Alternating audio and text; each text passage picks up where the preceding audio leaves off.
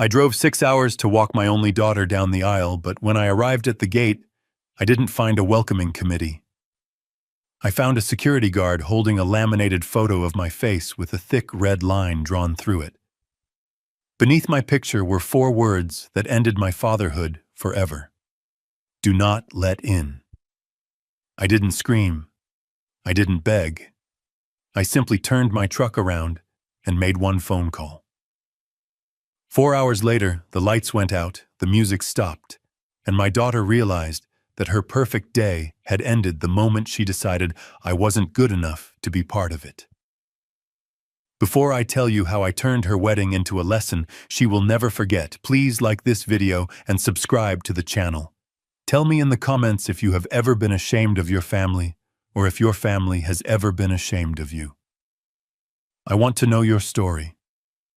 My name is William Carter, though most people in this town just call me Bill. At 72 years old, I have hands that feel like sandpaper, and a face that looks like a roadmap of every construction site I have ever managed. To the outside world, I am just an old man in a 1998 Ford F-150 that rattles when it hits 40 miles per hour. To my daughter Sarah, I am an embarrassment, a stain on her perfectly curated image. It was a Saturday morning in June, the kind of day that feels like it was manufactured specifically for weddings. The sky was a piercing blue, the air was warm, and I was wearing the only tuxedo I owned. It was hanging in the back of my truck, wrapped in plastic, swaying gently with every bump in the road. I had bought it 20 years ago for an awards banquet, and it still fit, though perhaps a little tighter around the chest than it used to. I had spent the morning polishing my work boots because I refused to wear those shiny patent leather shoes that pinch your toes. I figured a little black shoe polish would hide the scuffs. I was driving toward Golden Oaks. It is the kind of resort where the grass is cut with scissors and the water in the fountains is dyed a supernatural shade of blue. It is the most expensive venue in the state. It costs $50,000 just to unlock the front doors. My daughter Sarah had told me the wedding was being paid for by her fiancé Jason. She told me Jason was a tech entrepreneur, a visionary, a man who moved mountains with his mind. She told me his family was American royalty. She lied. I turned off the main highway and onto the private drive lined with cypress trees. My old truck chugged and sputtered, a dinosaur entering a world of Teslas and Mercedes. I could see the valet stand ahead, staffed by young men in white jackets, who looked like they had never held a shovel in their lives. I felt a swell of pride in my chest. Not because of the luxury, but because my little girl was getting married. Despite the distance that had grown between us over the last few years, despite the missed calls and the short visits, I was still her father. I had a check in my pocket for $50,000. It was my wedding gift to her, a down payment on a house, or so I thought. I pulled up to the security checkpoint. It wasn't a simple gate. It was a fortress of limestone and iron. A security guard stepped out of the booth. He was a large man wearing a uniform that was too tight, with sunglasses that hid his eyes. He didn't look at me. He looked at my truck. He looked at the rust on the fender. He looked at the oil stain I was probably leaving on their pristine pavement. He raised a hand, palm out, stopping me before I could even roll down the window. I rolled it down anyway. The air conditioning in my truck had broken 3 years ago, and I was starting to sweat. Name, the guard barked. He didn't ask. He demanded.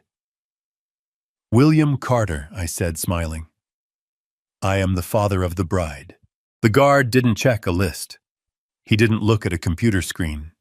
He didn't smile back. Instead, he reached under his counter and pulled out a clipboard.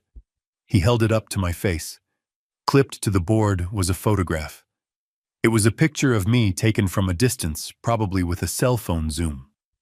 I was wearing my denim overalls, standing on the porch of my cabin, holding a wrench. It wasn't a flattering picture, but what drew my eye wasn't the photo itself. It was the thick red marker line slashed diagonally across my face, and the text written in bold, angry letters at the bottom. Banned. Do not admit. If cited, call police immediately. I stared at the image. My brain refused to process it. It was like looking at a foreign language.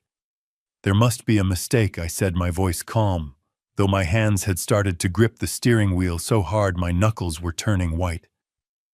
"I am Sarah's father, Sarah Carter, the bride." "There is no mistake, old man," the guard said. He leaned in closer, and I could smell the stale coffee on his breath. "I have strict orders from Miss Sarah and Mr. Jason. No construction workers, no hillbillies, and definitely no one driving a heap of junk like this. You are ruining the aesthetic." The aesthetic. That was the word he used. My presence, my existence was a blemish on the visual perfection of my daughter's day. "Turn around," the guard commanded, pointing back toward the highway, "before you leak any more oil on my driveway. If you are not gone in 30 seconds, I am radioing the sheriff. And trust me, you do not want to spend the night in a cell at your age." I sat there, the engine of my truck idling with a rough, rhythmic thumping. I looked past the guard up the winding drive toward the main clubhouse. I could see the white tents set up on the lawn. I could see the florists carrying massive arrangements of white hydrangeas. I could see the life I had paid for, though they didn't know it yet. My phone buzzed on the passenger seat. I picked it up. It was a text message from Sarah. I opened it, hoping for an explanation, hoping for an apology, hoping that this was all a terrible misunderstanding, and she was texting me to ask where I was. The message was long, and it was cruel. "Dad, please don't make a scene. I saw your truck turning onto the road. Please just go home. Jason's parents are here, and they are elite. They are sophisticated people. If they see you, if they see that truck, if they see your rough hands and your cheap suit, it will destroy everything. You don't fit in this world, Dad. You never have. Please let me have this one day of perfection. I will send you photos later. Just go." I read the message twice. Then I read it a third time. She didn't say she loved me. She didn't say she was sorry. She said I would destroy everything. She said I didn't fit. I looked at the guard. He was tapping his watch, a smug grin on his face. He enjoyed this. He enjoyed the power of turning away a man who clearly didn't belong. He thought he was the gatekeeper of paradise, protecting the beautiful people from the unwashed masses. I didn't argue. I didn't shout. I didn't try to explain that I had built the foundation this guard booth stood on 20 years ago. I didn't tell him that I knew the owner of this resort by his first name. I simply nodded. "Understood," I said. I put the truck in reverse. I backed up slowly, carefully. I turned the wheel, the tires crunching on the gravel. I drove back down the cypress-lined avenue, watching the white tents disappear in my rearview mirror. The drive home was silent. I didn't turn on the radio. I needed the silence to think. I needed the silence to process the fact that the little girl I had carried on my shoulders, the girl whose scraped knees I had bandaged, the girl I had put through college by working double shifts in the freezing rain, had just erased me from her life. I looked at my hands on the steering wheel. They were rough. They were stained with decades of oil paint and cement. Sarah was right about that. These hands were not sophisticated. These hands built things. These hands fixed things. But today, these hands had been rejected. My mind drifted back to a week ago. The memory was sharp and painful, like a stone in my shoe. Sarah had brought Jason to meet me for the first time. It was a surprise visit. I was at my cabin, a small wooden house on 3 acres of land near the river. It wasn't a mansion. It was a home. I had built it myself, plank by plank, after my wife Catherine passed away. It was my sanctuary. Jason had pulled up in a rented Porsche. He stepped out wearing a suit that cost more than my truck. He looked at my cabin with a sneer that he didn't bother to hide. "So this is the shack," Jason had said. He didn't say hello. He didn't shake my hand. He just looked at my home and called it a shack. Sarah laughed. It was a nervous, high-pitched laugh. "I know," she said, grabbing Jason's arm. "I keep telling him to sell it. The land is worth something even if the house is garbage. We could use that money, Jason. Imagine if we put it into your crypto project. Dad would finally be useful. I was standing right there. I was holding a tray of lemonade I had just made for them. I heard every word. Useful. That was what I was to them. A resource. A potential bank account wrapped in old skin and denim. That day I had swallowed my pride. I had served them lemonade. I had listened to Jason brag about his tech company, about his algorithms, about his future billions. I had listened to Sarah agree with everything he said, looking at him with eyes that were blind to his arrogance. Dad, Sarah had said before they left that day, about the wedding. We are keeping it small. Just close friends. Maybe it is better if you don't worry about the travel. It is a long drive for an old man. I had insisted. I told her I wouldn't miss it for the world. I told her I had saved up. I told her I wanted to be there. She had sighed. Fine. But please, Dad, try to look presentable. Now, driving away from the Golden Oaks, I realized that presentable was never the goal. The goal was invisibility. She wanted me to disappear. She wanted the money she thought I could provide by selling my home, but she didn't want the man who came with it. I reached into my pocket and pulled out the check for $50,000. It was a cashier's check, hard cash. I looked at it for a moment, then I tore it in half. Then I tore it in half again. I opened the window and let the pieces of paper fly out into the wind. They scattered like confetti along the highway. I wasn't sad anymore. The sadness had evaporated the moment I saw that red line across my face. What was left was something colder, something harder. It was the clarity of a man who examines a blueprint and realizes the structure is unsound. When a building has a rotten foundation, you don't paint over it. You don't try to patch it. You tear it down. I reached for my phone again. I wasn't going to call Sarah. I wasn't going to beg for entry. I scrolled through my contacts until I found the name I needed. Mr. Henderson. Henderson was my lawyer. But he was more than that. He was the keeper of my secrets. He was the man who managed the Carter Trust. See, Sarah and Jason made a fatal miscalculation. They judged me by my truck. They judged me by my overalls. They assumed that because I lived simply, I was simple. They assumed that because I lived in a cabin, I was poor. They didn't know that I had retired from construction 10 years ago because I had sold my company for $8 million. They didn't know that I owned 3 apartment complexes in the city.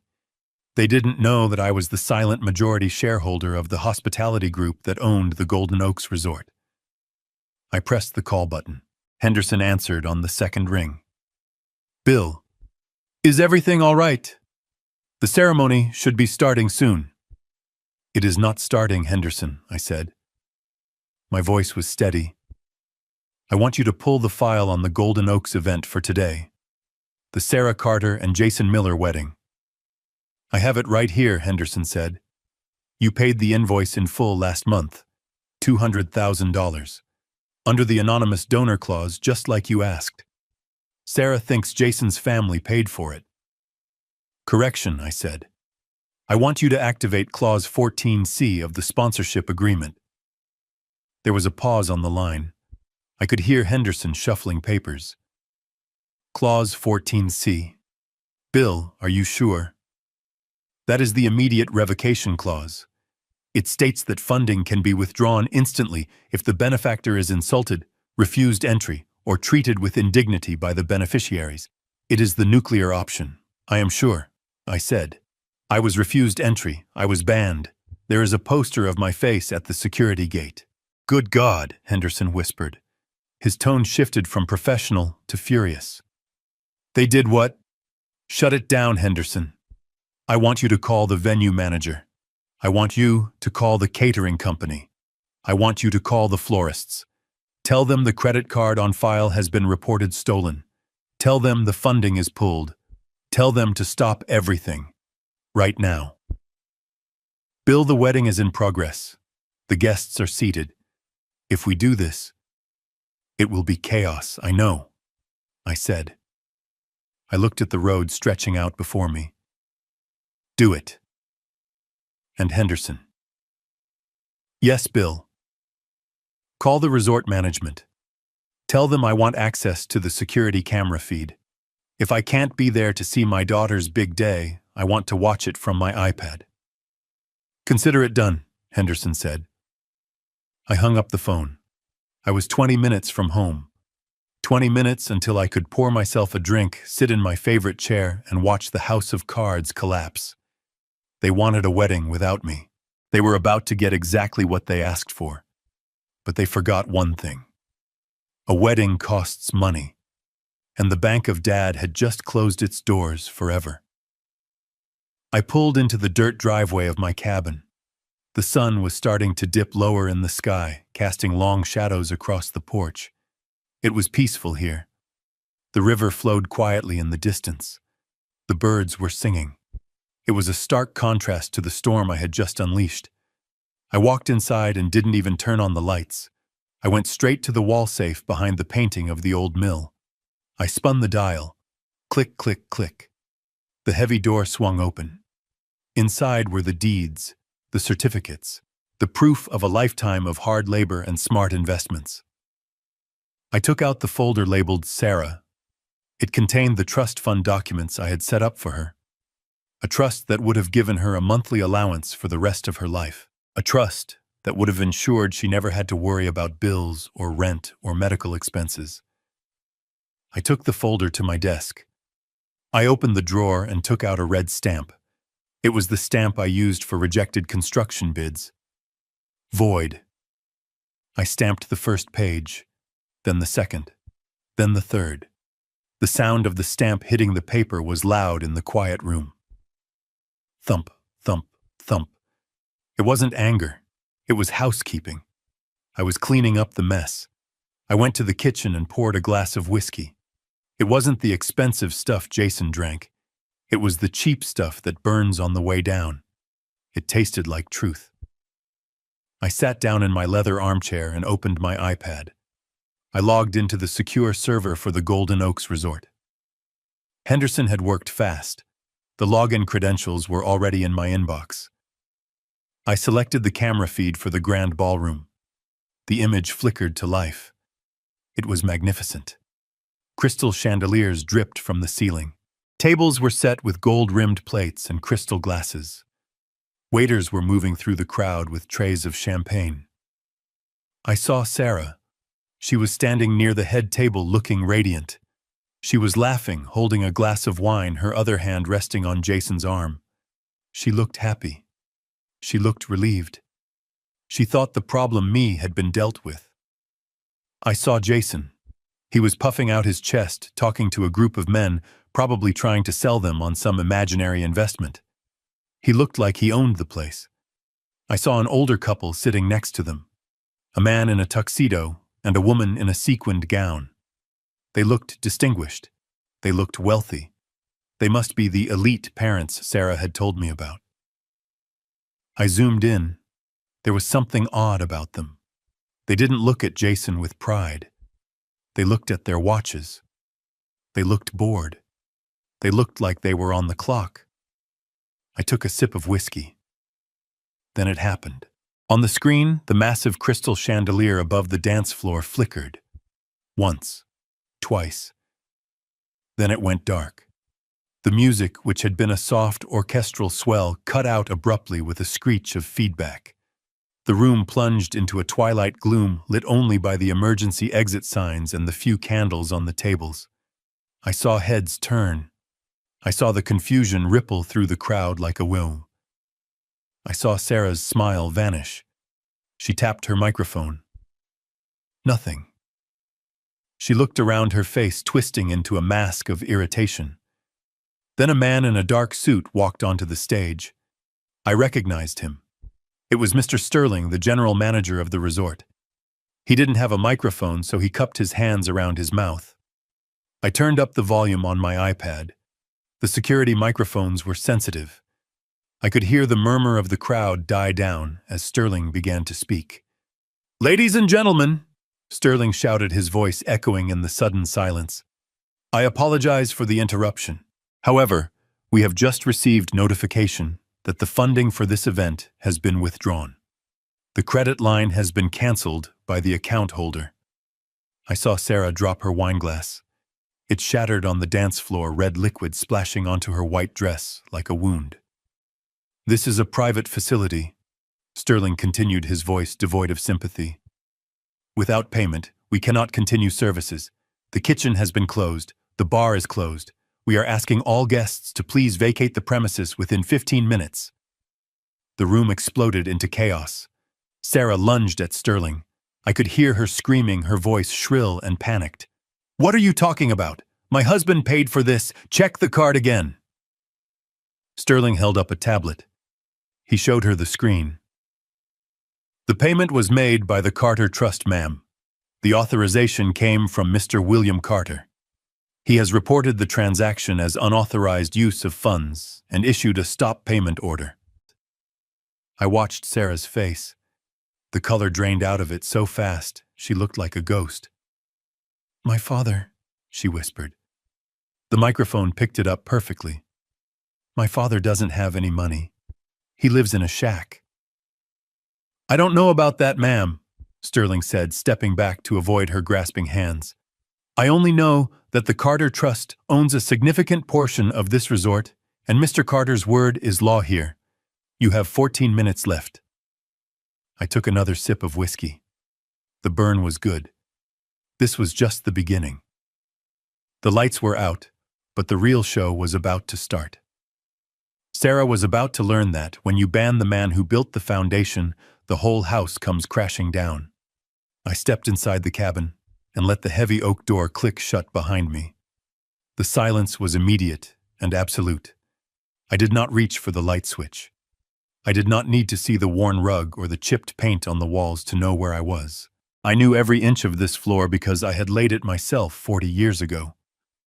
My eyes adjusted to the gloom, the moonlight filtering through the dusty blinds, casting long, jail bar shadows across the room. To anyone looking through the window, this was just the sad, dark living room of a lonely widower who had nothing left but memories. They were wrong. I walked through the shadows to the study at the back of the house. There was a painting on the far wall, a simple watercolor of the lake my wife Catherine had painted 3 months before she died. I moved it aside gently, my fingers brushing the frame with a habit born of grief. Behind it sat a Titan steel safe bolted directly into the load-bearing studs of the house. It was cold to the touch. I spun the dial. Left to 24, right to 10, left to 72. The numbers were the date I laid the first brick of my first company. The tumblers clicked into place with a sound like a loaded gun. I pulled the heavy handle down. The door swung open, and the smell of old paper and cold steel filled the room. Inside, there were no stacks of cash. There were no gold bars. There was something far more dangerous. Information. I pulled out a leather-bound portfolio. I set it on the desk and turned on a single small brass lamp. The pool of yellow light illuminated the documents that Sarah believed did not exist. The first document was a deed. Not for this cabin, but for the Skyline Heights apartment complex downtown. 300 units, fully occupied, debt-free. I turned the page. A majority shareholder certificate for Carter Construction Holdings. The company I supposedly sold for scraps, but actually converted into a passive income empire that generated $40,000 a month in dividends alone. My daughter thought I lived on a pension check and Social Security. She thought the reason I drove a 20-year-old truck was that I couldn't afford a new payment. She never understood that wealth isn't loud. Wealth is quiet. Wealth is having the freedom to not care what a security guard thinks of your boots. Then I reached for the blue folder, the one that mattered tonight. I opened it. On the top was the invoice for the Golden Oaks Resort wedding package, $212,000, paid in full via wire transfer 3 months ago. At the bottom of the page was a signature line. It did not say Jason Miller. It did not say the Miller family. It was signed William Carter, and right next to it was the addendum I had insisted on. The privacy clause. It stated that the source of the funding must remain anonymous to the bride and groom unless a breach of contract occurred. I ran my thumb over the signature. Sarah had called me crying months ago, saying Jason's funds were tied up in overseas investments, and they needed a deposit to secure the date. She had lied. Jason didn't have funds tied up. He was broke. I knew because I had run a credit check on him the day they got engaged. I had paid for this wedding not because I was a fool, but because I wanted my daughter to have her dream even if she was marrying a nightmare. I had saved her from humiliation. I had covered her fiancé's lies. I had literally paved the road she was walking on today. And her thank you was a photo of my face at the security gate telling the world I was unwanted trash. I dug deeper into the safe and pulled out one last document. It was a commercial lease agreement. It was the master lease for the land the Golden Oaks Resort stood on. I had bought the acreage 30 years ago when it was just swamp and timber. I leased it to the resort management company on a 99-year term. I wasn't just the man who paid for the party. I was the landlord of the very soil Sarah was standing on right now. If I wanted to, I could technically evict the entire resort, though that would take months of court battles. But I didn't need to do that. I just needed to stop the music. I looked at the papers spread out under the lamp. They were proof of a life spent building, saving, and protecting. They were the legacy I had built for Sarah, and tonight she had rejected the builder but tried to keep the building. I looked at the clause again. Clause 14C, breach of conduct. It gave the benefactor the right to terminate the event immediately if the venue or the guests acted in a way that dishonored the donor. Banning the man who wrote the check was definitely a dishonor. I wasn't just an old man in a truck anymore. In this room, under this lamp, I was the institution. I was the bank. I was the CEO. And I was about to call in a debt that could not be paid. I closed the folder. The sound was final. It was the sound of a gavel hitting the block. It was time to make the call. I reached into the bottom drawer of my desk, past the old blueprints and the faded tax returns from 1999. My hand closed around a thick manila envelope that had been delivered to my doorstep 3 days ago via private courier. It had no return address, just a red stamp that read confidential. I had resisted opening it until now.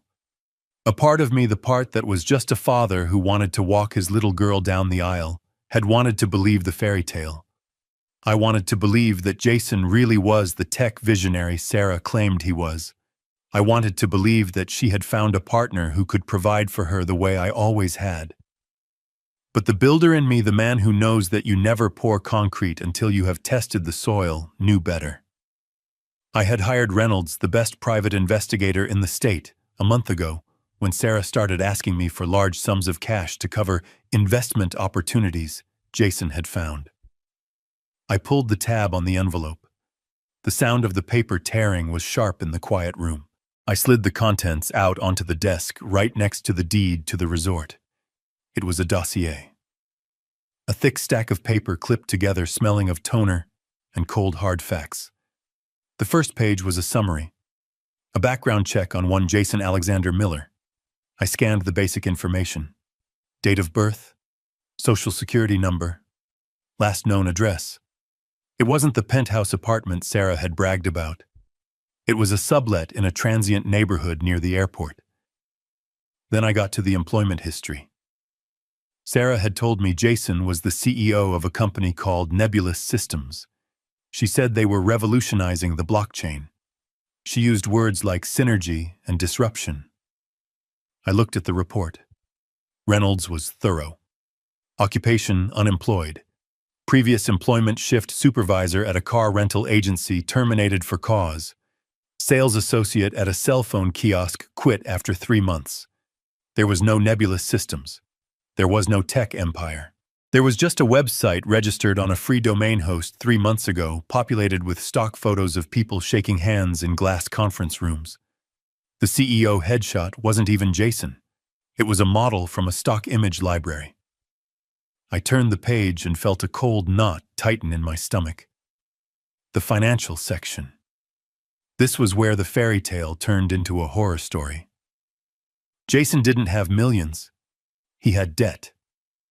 Massive, suffocating, life-ending debt. The report listed judgments from 3 different credit card companies totaling over $80,000. But that was the clean debt. That was the debt you handle in bankruptcy court. The next page listed the dirty debt. Reynolds had dug deep. He had found the gambling records. Atlantic City. Online sports betting sites based in the Caribbean. Underground poker rooms in the city. Jason was a gambler, and he was a bad one. Total estimated liabilities to unlicensed lenders, $540,000. I stared at the number. $500,000. This wasn't just bad money management. This was a death sentence. I realized with a jolt of clarity exactly what this wedding was. It wasn't a celebration of love. It was a fundraising event. Jason wasn't marrying my daughter because he cherished her. He was marrying her because he needed the cash gifts. He needed access to her credit score, which was still pristine thanks to my guidance. He needed a wife he could use as a shield against the people who break legs for a living. I flipped through the photos attached to the file. Grainy shots of Jason arguing with men in leather jackets outside a pool hall. Photos of him pawning a Rolex watch. Photos of him driving a rented Lamborghini, the same one he had driven to my house to mock me, and then returning it an hour later to avoid the extra mileage fees. He was a hollow man. A shell of ego and desperation painted over with a thin layer of arrogance. And my daughter, my smart, ambitious Sarah, had fallen for it, hook, line, and sinker. She had looked at his rented suit and his leased car and seen a prince. She had looked at my paid-for truck and my paid-for land and seen a peasant. I felt a surge of anger so hot it made my vision blur. I wanted to drive back to the resort, kick down the doors, and drag him out by his collar. I wanted to expose him right there in the middle of the dance floor. But then I turned the page to the section titled The Parents. This was the knife twist. This was the part that turned my anger into something freezing cold. Sarah had been so specific about Jason's parents. She had told me they were old money. The type of people who summer in the Hamptons and winter in Aspen. She said they were sophisticated, cultured, the kind of people who wouldn't understand a man like me. That was her justification for the sign at the gate. She was protecting their delicate sensibilities from the sight of her blue-collar father. I looked at the dossier. Reynolds had identified the couple sitting at the head table right now. The man was not an oil tycoon. His name was Gary. He was a retired high school drama teacher who did local commercials for car dealerships. I recognized him now. He was the guy who yelled about low financing rates on the local cable channel at 2 in the morning. The woman was not a socialite. Her name was Linda. She was a former hostess who picked up extra work through a casting agency for distinguished seniors. Booking fee, $200 per hour plus meals. I leaned back in my chair, the leather creaking under my weight. The silence of the cabin felt heavy, pressing against my eardrums. My daughter had abandoned her real father, the man who had held her hand when she got stitches, the man who had paid for her braces, the man who had taught her how to ride a bike to make room for 2 actors hired from a catalog. She had traded flesh and blood for props. She was ashamed of me. She was ashamed of the sawdust on my clothes and the calluses on my hands. She wanted a fantasy so badly that she was willing to cut out the only real thing in her life to get it. The anger I had felt moments ago began to recede, leaving behind a vast, empty pity. It was a cold, clinical pity. I looked at the photo of Sarah clipped to the file. She looked so happy in the picture, oblivious to the shark swimming next to her. She thought she had won the lottery.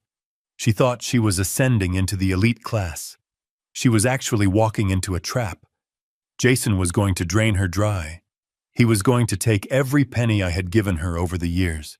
He was going to ruin her credit mortgage, her future, and leave her with nothing but debt and regret. If I went there now and stopped the wedding by force, she would hate me. She would say I was jealous. She would say I was trying to ruin her happiness. She wouldn't believe the dossier. She would say I forged it. She was too deep in the delusion. I realized then that I couldn't save her from the fall. I could only choose when to pull the safety net away. She had called me a simple man. She had mocked my intellect. She thought she was smarter than me because she worked in marketing and I worked in dirt. But she couldn't see a con artist standing 3 feet in front of her. I picked up the photo of the fake parents again, Gary and Linda. They were probably eating the lobster thermidor I had paid for right now. They were drinking the vintage champagne I had authorized.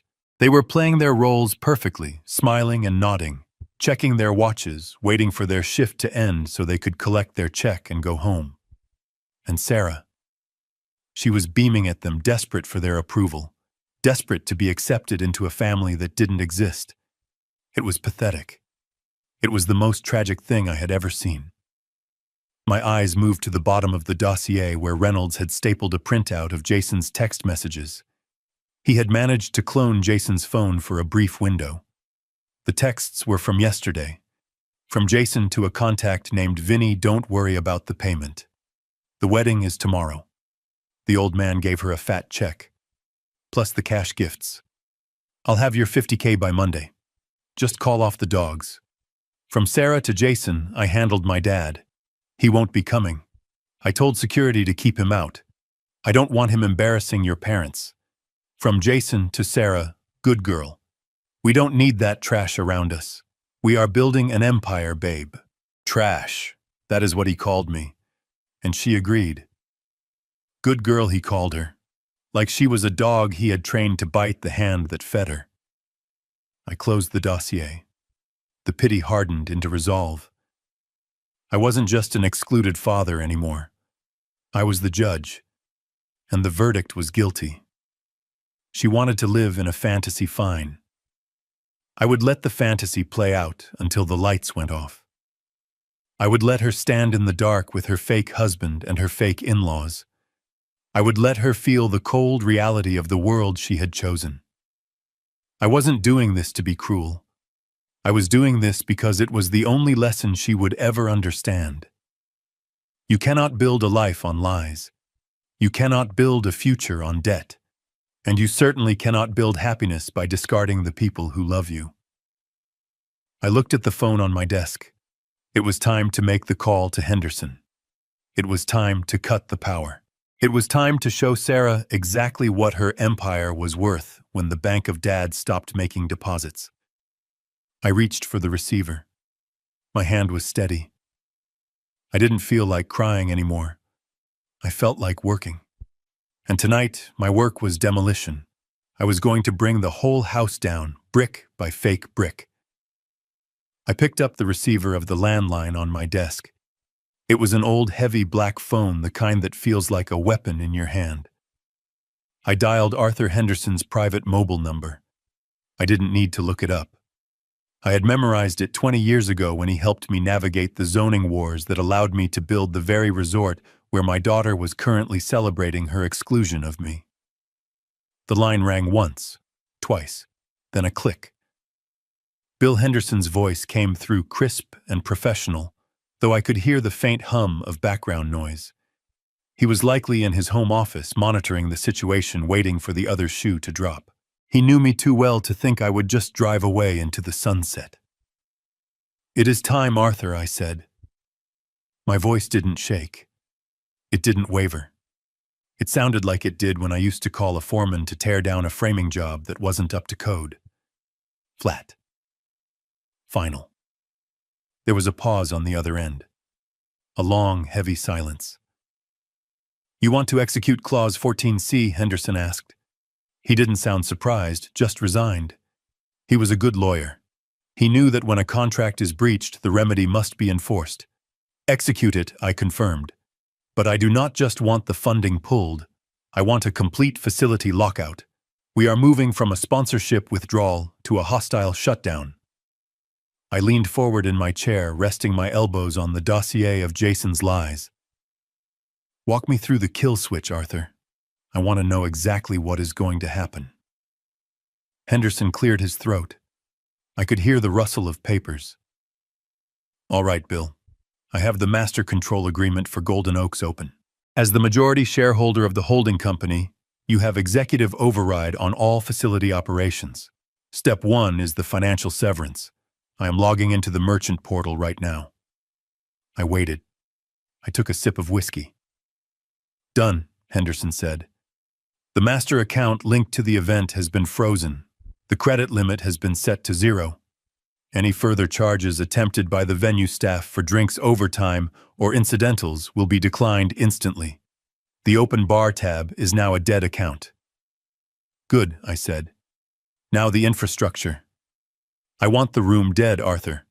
I am contacting the facility manager Dave on the other line, Henderson said. His voice was typing as he spoke. I am issuing a code red override. This instructs the engineering team to isolate the power grid for the grand ballroom. We are not cutting the emergency lights. We don't want a lawsuit for injuries, but the main stage power, the audio-visual circuits, and the atmospheric lighting are being cut. How long, I asked. 90 seconds, Henderson replied. Dave is at the breaker panel. He is just waiting for my confirmation code. Give it to him, I said. And the sound. The sound system is on a separate loop, Henderson explained. We are remotely revoking the digital license for the DJ's interface. His console is going to lock up. The microphones will mute. The speakers will cut. Silence, Bill. Absolute silence. And the food, I asked. I paid $50,000 for a 5-course meal. I don't want Jason or his fake parents taking a single bite of the entree. The catering manager is getting the call now, Henderson said. The order is to cease service immediately. The waitstaff is being instructed to clear the tables. If the food hasn't been served, it stays in the warming ovens. If it is on the table, it gets bussed. The contract states that upon funding cancellation, all unconsumed inventory remains the property of the vendor. They aren't going to feed a party that isn't paying. I looked at the screen of my iPad. The party was still in full swing. Sarah was laughing. Jason was pouring champagne. They looked so secure, so untouchable. One more thing, Arthur, I said. The honeymoon suite. The presidential villa. Ah, Henderson said. The jewel of the resort. Lock it out, I ordered. I want their keycards deactivated. I want the reservation wiped from the system. I want security to flag their names. If they try to go up there tonight to hide or to sleep, or to consummate this farce of a marriage, I want the red light to flash on the door. I want them standing in the hallway with their luggage, realizing they have nowhere to go. It is done, Bill Henderson said softly.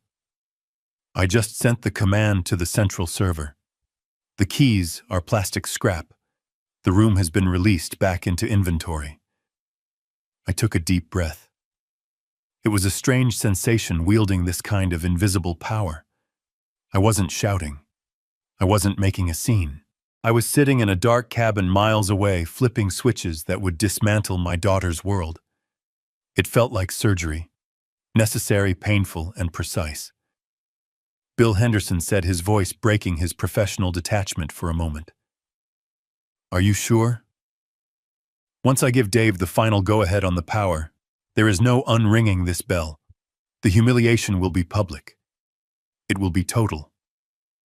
I looked at the photo of me on the clipboard that the guard had held up. Banned. Do not let in. They wanted me out, Arthur, I said. They wanted to erase me. I am just giving them what they wanted. A wedding completely free of my influence. Which means a wedding free of my money, my property, and my protection. I understand, Henderson said. Executing sequence now. I heard him typing furiously. Financials terminated, he listed off. Catering stop order issued.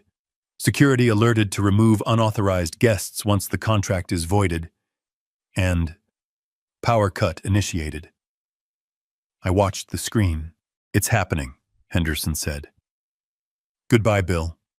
Call me if you need bail money, though I suspect Jason is the one who will need it. I hung up the phone. I stared at the iPad. The delay on the feed was only a few seconds.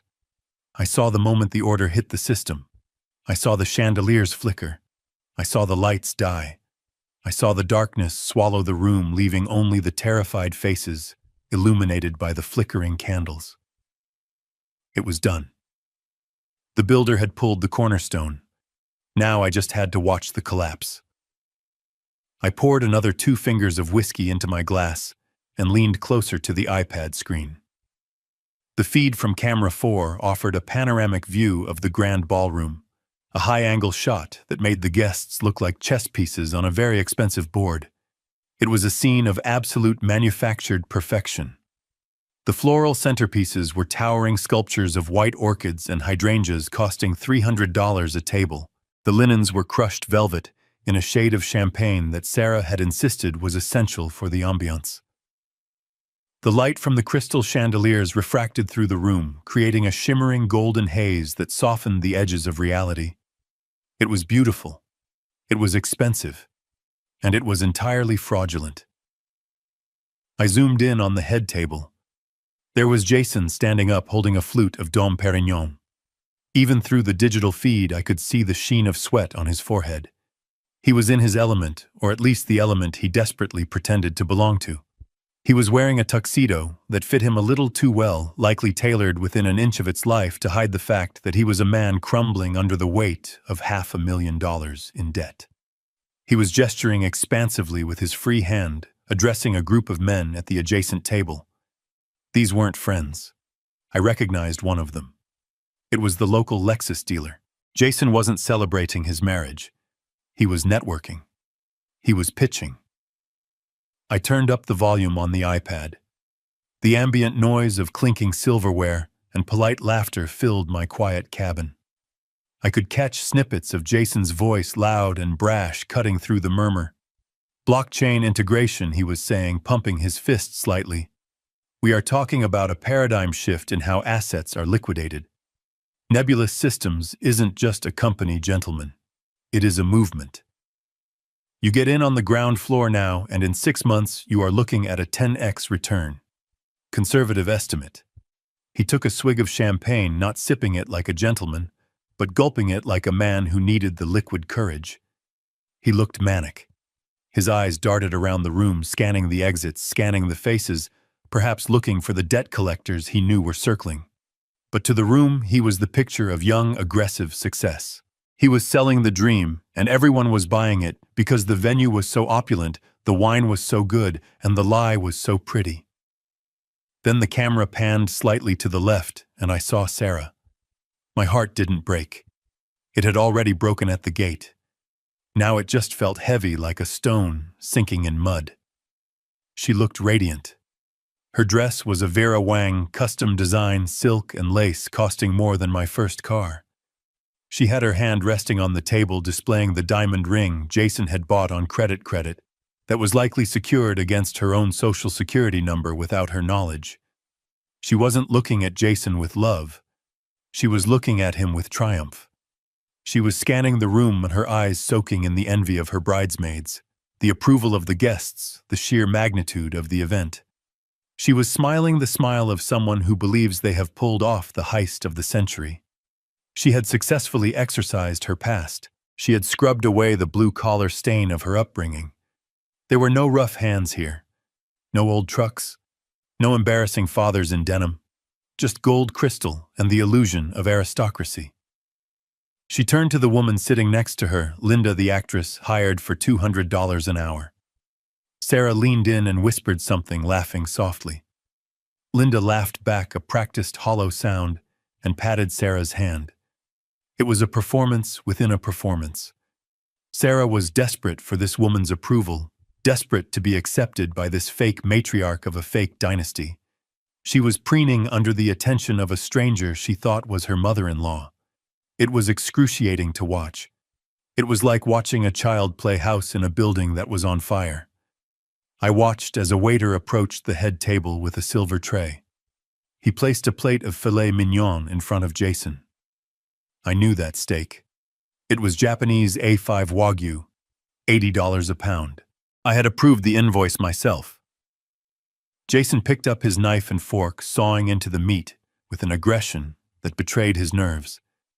He ate quickly, almost frantically, as if he was afraid someone was going to snatch the plate away before he could finish. Sarah took a delicate bite of her lobster. She looked around the room again, her gaze lingering on the empty chair at the back of the room where I should have been sitting. But she didn't look sad. She looked relieved. She raised her glass in a silent toast to herself. She had done it. She had curated her life to perfection. I looked at the timestamp on the security feed. It was 7:42 p.m. Henderson had said the kill switch would execute in 90 seconds. That was 2 minutes ago. The delay in the feed meant it was happening right now. In the video, Jason stood up again. He tapped his glass with a spoon. The sharp pinging sound echoed through the iPad speakers. The room quieted down. He adjusted his bow tie, puffing out his chest. He looked like a rooster crowing on a pile of debt. "I want to propose a toast," Jason announced, his voice booming. "To the future, to building empires, and to family, the kind of family that matches our ambition." Sarah beamed. She looked up at him, her eyes shining with tears of joy. She truly believed she had won. She believed this moment was the start of her golden age. I took a sip of my cheap whiskey and swallowed it down. "Enjoy the toast, Jason," I whispered to the empty room. "Because you are about to find out that empires built on other people's money have a nasty habit of collapsing when the rent comes due." On the screen, the massive crystal chandelier above their heads gave a sudden, violent flicker. It wasn't a subtle dimming. It was a spasm. The light surged brighter for a fraction of a second, illuminating the greed and the fear on Jason's face in harsh white clarity. And then everything went black. The darkness wasn't just an absence of light. It was a physical weight that dropped onto the room with the force of a hammer. For 3 seconds, there was absolute silence. No breath, no movement, just the shock of a world that had suddenly ceased to exist. Then the screaming started. It wasn't the scream of people in mortal danger. It was the scream of entitlement being denied.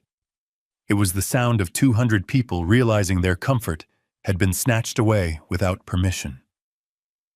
I watched on the iPad screen as the infrared night vision on the security cameras kicked in, turning the scene into a ghostly, greenish monochrome. Jason was still standing with his glass raised, frozen, like a statue. He tapped the microphone. Thump, thump. Nothing. The feedback loop was dead. His voice, moments ago booming with arrogance about empires and blockchain, was now just a small, insignificant sound in a very large, very dark room. Then the emergency lights flickered on. They weren't the soft golden sconces of the ballroom. They were harsh industrial halogen beams mounted above the exit doors. They cast long, jagged shadows across the tables, turning the floral arrangements into strange, looming monsters and making the guests' faces look gaunt and terrified. The illusion of the fairy tale was gone. What was left was a warehouse full of confused people in expensive clothes. I saw the service doors swing open. A phalanx of waitstaff marched in. They weren't carrying trays of food. They were pushing bus tubs. They moved with military precision, instructed by the order Henderson had sent. They began clearing the tables immediately. I saw a waiter snatch a bottle of wine from a table before a guest could pour a second glass. I saw another slide a plate of untouched appetizers right out from under a bridesmaid's nose. The murmur of the crowd grew into a roar of indignation. What is going on? Where is the power? Why are they taking the food? Then the man I had been waiting for appeared. Mr. Sterling, the general manager, walked onto the center of the dance floor. He didn't need a microphone. He had the kind of voice that could cut through concrete. He held a tablet in one hand and a megaphone in the other, though he didn't raise it yet. He looked up at the head table directly at Jason and Sarah. "Ladies and gentlemen," Sterling shouted. The room quieted down, not out of respect, but out of confusion. "May I have your attention, please? This event has been terminated effective immediately." Sarah stood up so fast her chair fell over backward with a loud crash. She navigated through the gloom, her white dress looking gray in the emergency lighting. She rushed to the edge of the stage, looking down at Sterling with a mix of fury and disbelief. "Terminated!" she shrieked. Her voice cracked. "Are you insane? Do you know who we are? My husband paid for this entire night. Turn the lights back on right now, or I will sue you for every penny you have." Sterling didn't flinch. He didn't apologize. He looked at her with the weary expression of a man who deals with tantrums for a living, but finally has the authority to end one. "Mrs. Miller," Sterling said, his voice projecting clearly to the back of the room. "Your husband did not pay for this event. The invoice for the Golden Oaks Grand Package totaling $212,000 was paid by the Carter Trust." A ripple went through the crowd. I saw heads turn. People were whispering. "Carter, isn't that her maiden name?" Sarah froze. "The Carter Trust, that's my father. But that's impossible. He doesn't have that kind of money. He's a construction worker." "I cannot speak to your father's profession, ma'am," Sterling said, tapping his tablet screen. "I can only speak to the fact that William Carter is the account holder. And 10 minutes ago, Mr. Carter issued a formal stop payment order on all funds associated with this event, due to a breach of contract." "Breach of contract?" Sarah stammered. She looked back at Jason, who had slumped into his chair, his face buried in his hands. "What breach?" Sterling looked up at her, and even through the grainy camera feed, I could see the cold satisfaction in his eyes. "Clause 14C, Sterling announced to the room. "The donor reserves the right to withdraw funding if they are denied access to the event or treated with indignity. We received a report from Gate Security that Mr. Carter was barred from entering the premises on your specific orders. He was turned away at the gate." The room gasped. It was a collective intake of breath that sucked the air out of the ballroom. The guests turned to look at each other. The whispers became louder, sharper. "She banned her own father. The guy who paid for all this. I thought she said her husband was a crypto millionaire." Sarah looked around, her eyes wide with panic. She was losing the narrative. The story she had spun for years, the story of the self-made woman marrying the tech genius, was unraveling in real time. "That's a lie," she screamed, pointing a trembling finger at Sterling. "My dad is a broke old man. He lives in a shack. He couldn't pay for a coffee, let alone this wedding. Jason paid. Jason, tell them." She turned to Jason. She grabbed his shoulder and shook him. "Jason, tell him, show him the receipt, show him the bank transfer." Jason looked up. His face was pale, slick with sweat. He looked like a cornered animal. He didn't look at Sarah. He looked at the exit signs. "Jason," Sarah whispered. The microphone on the head table had been cut, but the ambient mics caught her voice perfectly. "Why aren't you saying anything?" Jason stood up slowly. He adjusted his jacket, but his hands were shaking so bad he couldn't straighten the lapels. "There was a mix-up with the bank," Jason mumbled. It was weak. It was pathetic. "My funds are overseas. The transfer must have bounced. I told your dad to cover the deposit just in case." "The deposit?" Sterling laughed. It was a harsh, dry sound. "Mr. Miller, the Carter Trust paid the full balance 3 months ago. You haven't paid a dime. In fact, the credit card you put on file for incidentals was declined an hour ago for a $10 charge at the lobby bar." The humiliation was total. It was absolute. 200 people watched as the golden boy crumbled into dust. The man who claimed to be building empires couldn't even buy a cocktail. Sterling raised the megaphone now. He wasn't talking to Sarah anymore. He was talking to the crowd. "The kitchen is closed," Sterling announced, his voice amplified and distorted, echoing off the walls like the voice of doom. "The bar is closed. Security is currently escorting the valet staff off the premises. If you want your cars, I suggest you retrieve your keys from the front desk immediately. You have 10 minutes to vacate the property before we lock the main gates." The panic set in instantly. It wasn't the panic of danger. It was the panic of inconvenience. The elite guests, the people Sarah had so desperately wanted to impress, didn't rally around her. They didn't offer support. They scrambled. I watched as women in $5,000 gowns shoved past each other to get to the doors. I watched men in tuxedos shouting into their phones, calling their drivers, demanding to be picked up. The waiters continued their work, relentless and efficient. They stripped the tablecloths off the tables while people were still standing next to them. The sound of silverware crashing into bins was the soundtrack to the exodus. Sarah stood alone on the stage. Jason had vanished into the crowd, slipping away like a thief in the night. She looked at the empty tables. She looked at the half-eaten food being carted away. She looked at the darkness that surrounded her. She looked exactly like the little girl who used to throw tantrums in the grocery store when I wouldn't buy her candy. But this time, I wasn't there to pick her up. I wasn't there to smooth it over. I took a sip of my whiskey. It was warm now, but I didn't mind. The show wasn't over. The rats were fleeing the ship, but the captain was still on board, and the ship was sinking fast. I saw the two actors, Gary and Linda, the fake parents, stand up from the head table. They didn't look panicked. They looked annoyed. Gary checked his watch. Linda picked up her purse. They walked over to Sarah, who was staring blankly into the middle distance. I turned up the volume. I didn't want to miss this. "Hey, honey," Gary said, tapping Sarah on the arm. "Look, sorry about the drama, but our contract says we get paid at the end of the event, or at 9 p.m., whichever comes first. It's 8,000 churros, but the event is technically over." Sarah looked at him, her eyes unfocused. "What? The fee?" Linda said, her voice sharp. "200 an hour. We've been here for 4 hours, plus the travel stipend. That's $1,000. Cash or Venmo?" Sarah blinked. "Who are you?" "I'm Gary. This is Linda," the man said. "We're the talent. Jason hired us through Gigmasters to play his parents. Look, lady, are you going to pay us, or do we have to file a dispute with the app?"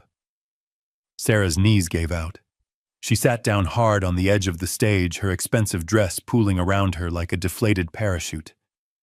"Actors," she whispered. "You're actors. We're professionals," Linda huffed. "And professionals get paid. Where is Jason?" "He ran," Sarah said. Her voice was flat, dead. "He ran away." I watched from my cabin miles away as the reality of her choices crashed down on her. She was alone in the dark, wearing a dress she didn't own, married to a fraud, abandoned by the father she had banned. It was the most expensive lesson I had ever taught her, and class was just beginning. I watched the screen as the woman Sarah believed to be her mother-in-law unclasped her purse. The movement was sharp, devoid of the graceful, aristocratic languor she had displayed all evening. Linda, the $200 an hour extra, was done performing. She reached into her clutch, pulled out a pack of cigarettes, and lit one right there at the head table. The flame from her lighter flared in the gloom, a tiny beacon of rebellion against the sudden austerity of the room. The smoke curled up toward the dead chandelier. It was the ultimate breach of etiquette in a venue that prided itself on exclusivity, but Linda clearly didn't care about the rules of a game that had just been canceled. She took a long drag, exhaled a gray plume into the face of a stunned bridesmaid, and turned her attention to my daughter. Sarah was still slumped on the stage, her expensive dress pooling around her like a puddle of spilt milk. She looked up at the woman, her eyes wide and wet, seeking comfort. She reached out a trembling hand, perhaps expecting the maternal warmth that Linda had been contracted to provide for the past 6 hours. Mom, Clara whimpered. Her voice was thin, barely audible over the murmur of the crowd. Mom, what do we do? Linda looked at her. She didn't smile. She didn't offer a hug. She checked her wristwatch, tapping the glass face with a manicured fingernail. Don't call me Mom, honey, Linda said. Her voice carried. It was a smoker's voice, raspy and hard, nothing like the cultured mid-Atlantic accent she had been using all night. The contract ended at 8 o'clock. It is 8:05. I am off the clock. And frankly, this working environment is unsafe. Sarah blinked, her brain misfiring as it tried to reconcile the woman in front of her with the character she had married into. Contract, Sarah whispered. Gary, the man playing the father, stepped forward. He loosened his bow tie, undoing the top button of his shirt with a sigh of relief. He looked down at Sarah with the expression of a contractor looking at a client whose check had bounced. Look, Lady Gary said, pointing a finger at her. We are professionals. We did the rehearsal dinner. We did the meet and greet. We sat through that hour-long ceremony without yawning once. We held up our end of the deal. But Jason explicitly stated we would be paid in cash immediately following the speeches. He looked around the darkened room, scanning the shadows for the groom who had vanished. We haven't been paid, Gary announced to the room. And I don't work for free. I have a car payment due on Tuesday. The guests nearest the stage stopped their frantic whispering. They leaned in. This was better than the wedding. This was a car crash in slow motion.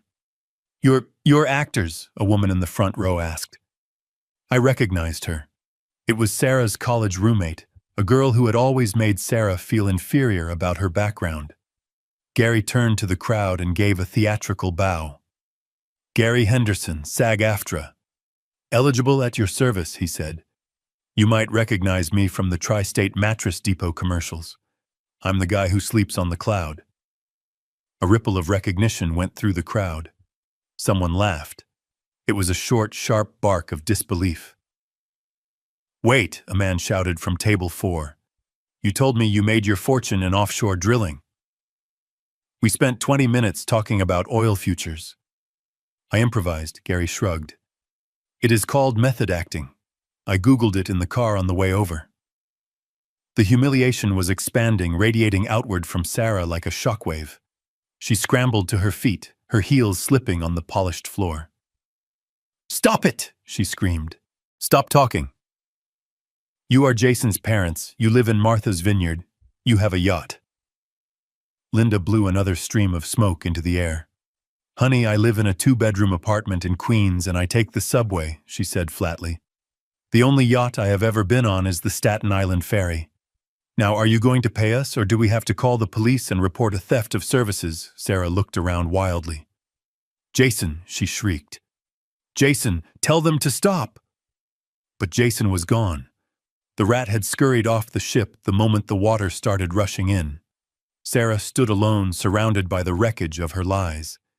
The 2 people she had used to validate her social climbing, the 2 people she had preferred over her own flesh and blood, were now shaking her down for petty cash in front of 200 witnesses. And then the phones came out.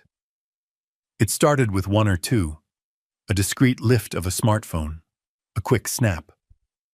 But as the absurdity of the situation sank in, the floodgates opened. The guests, these people Sarah had curated so carefully, these friends she wanted to impress so desperately, turned on her. They weren't helping her. They were filming her.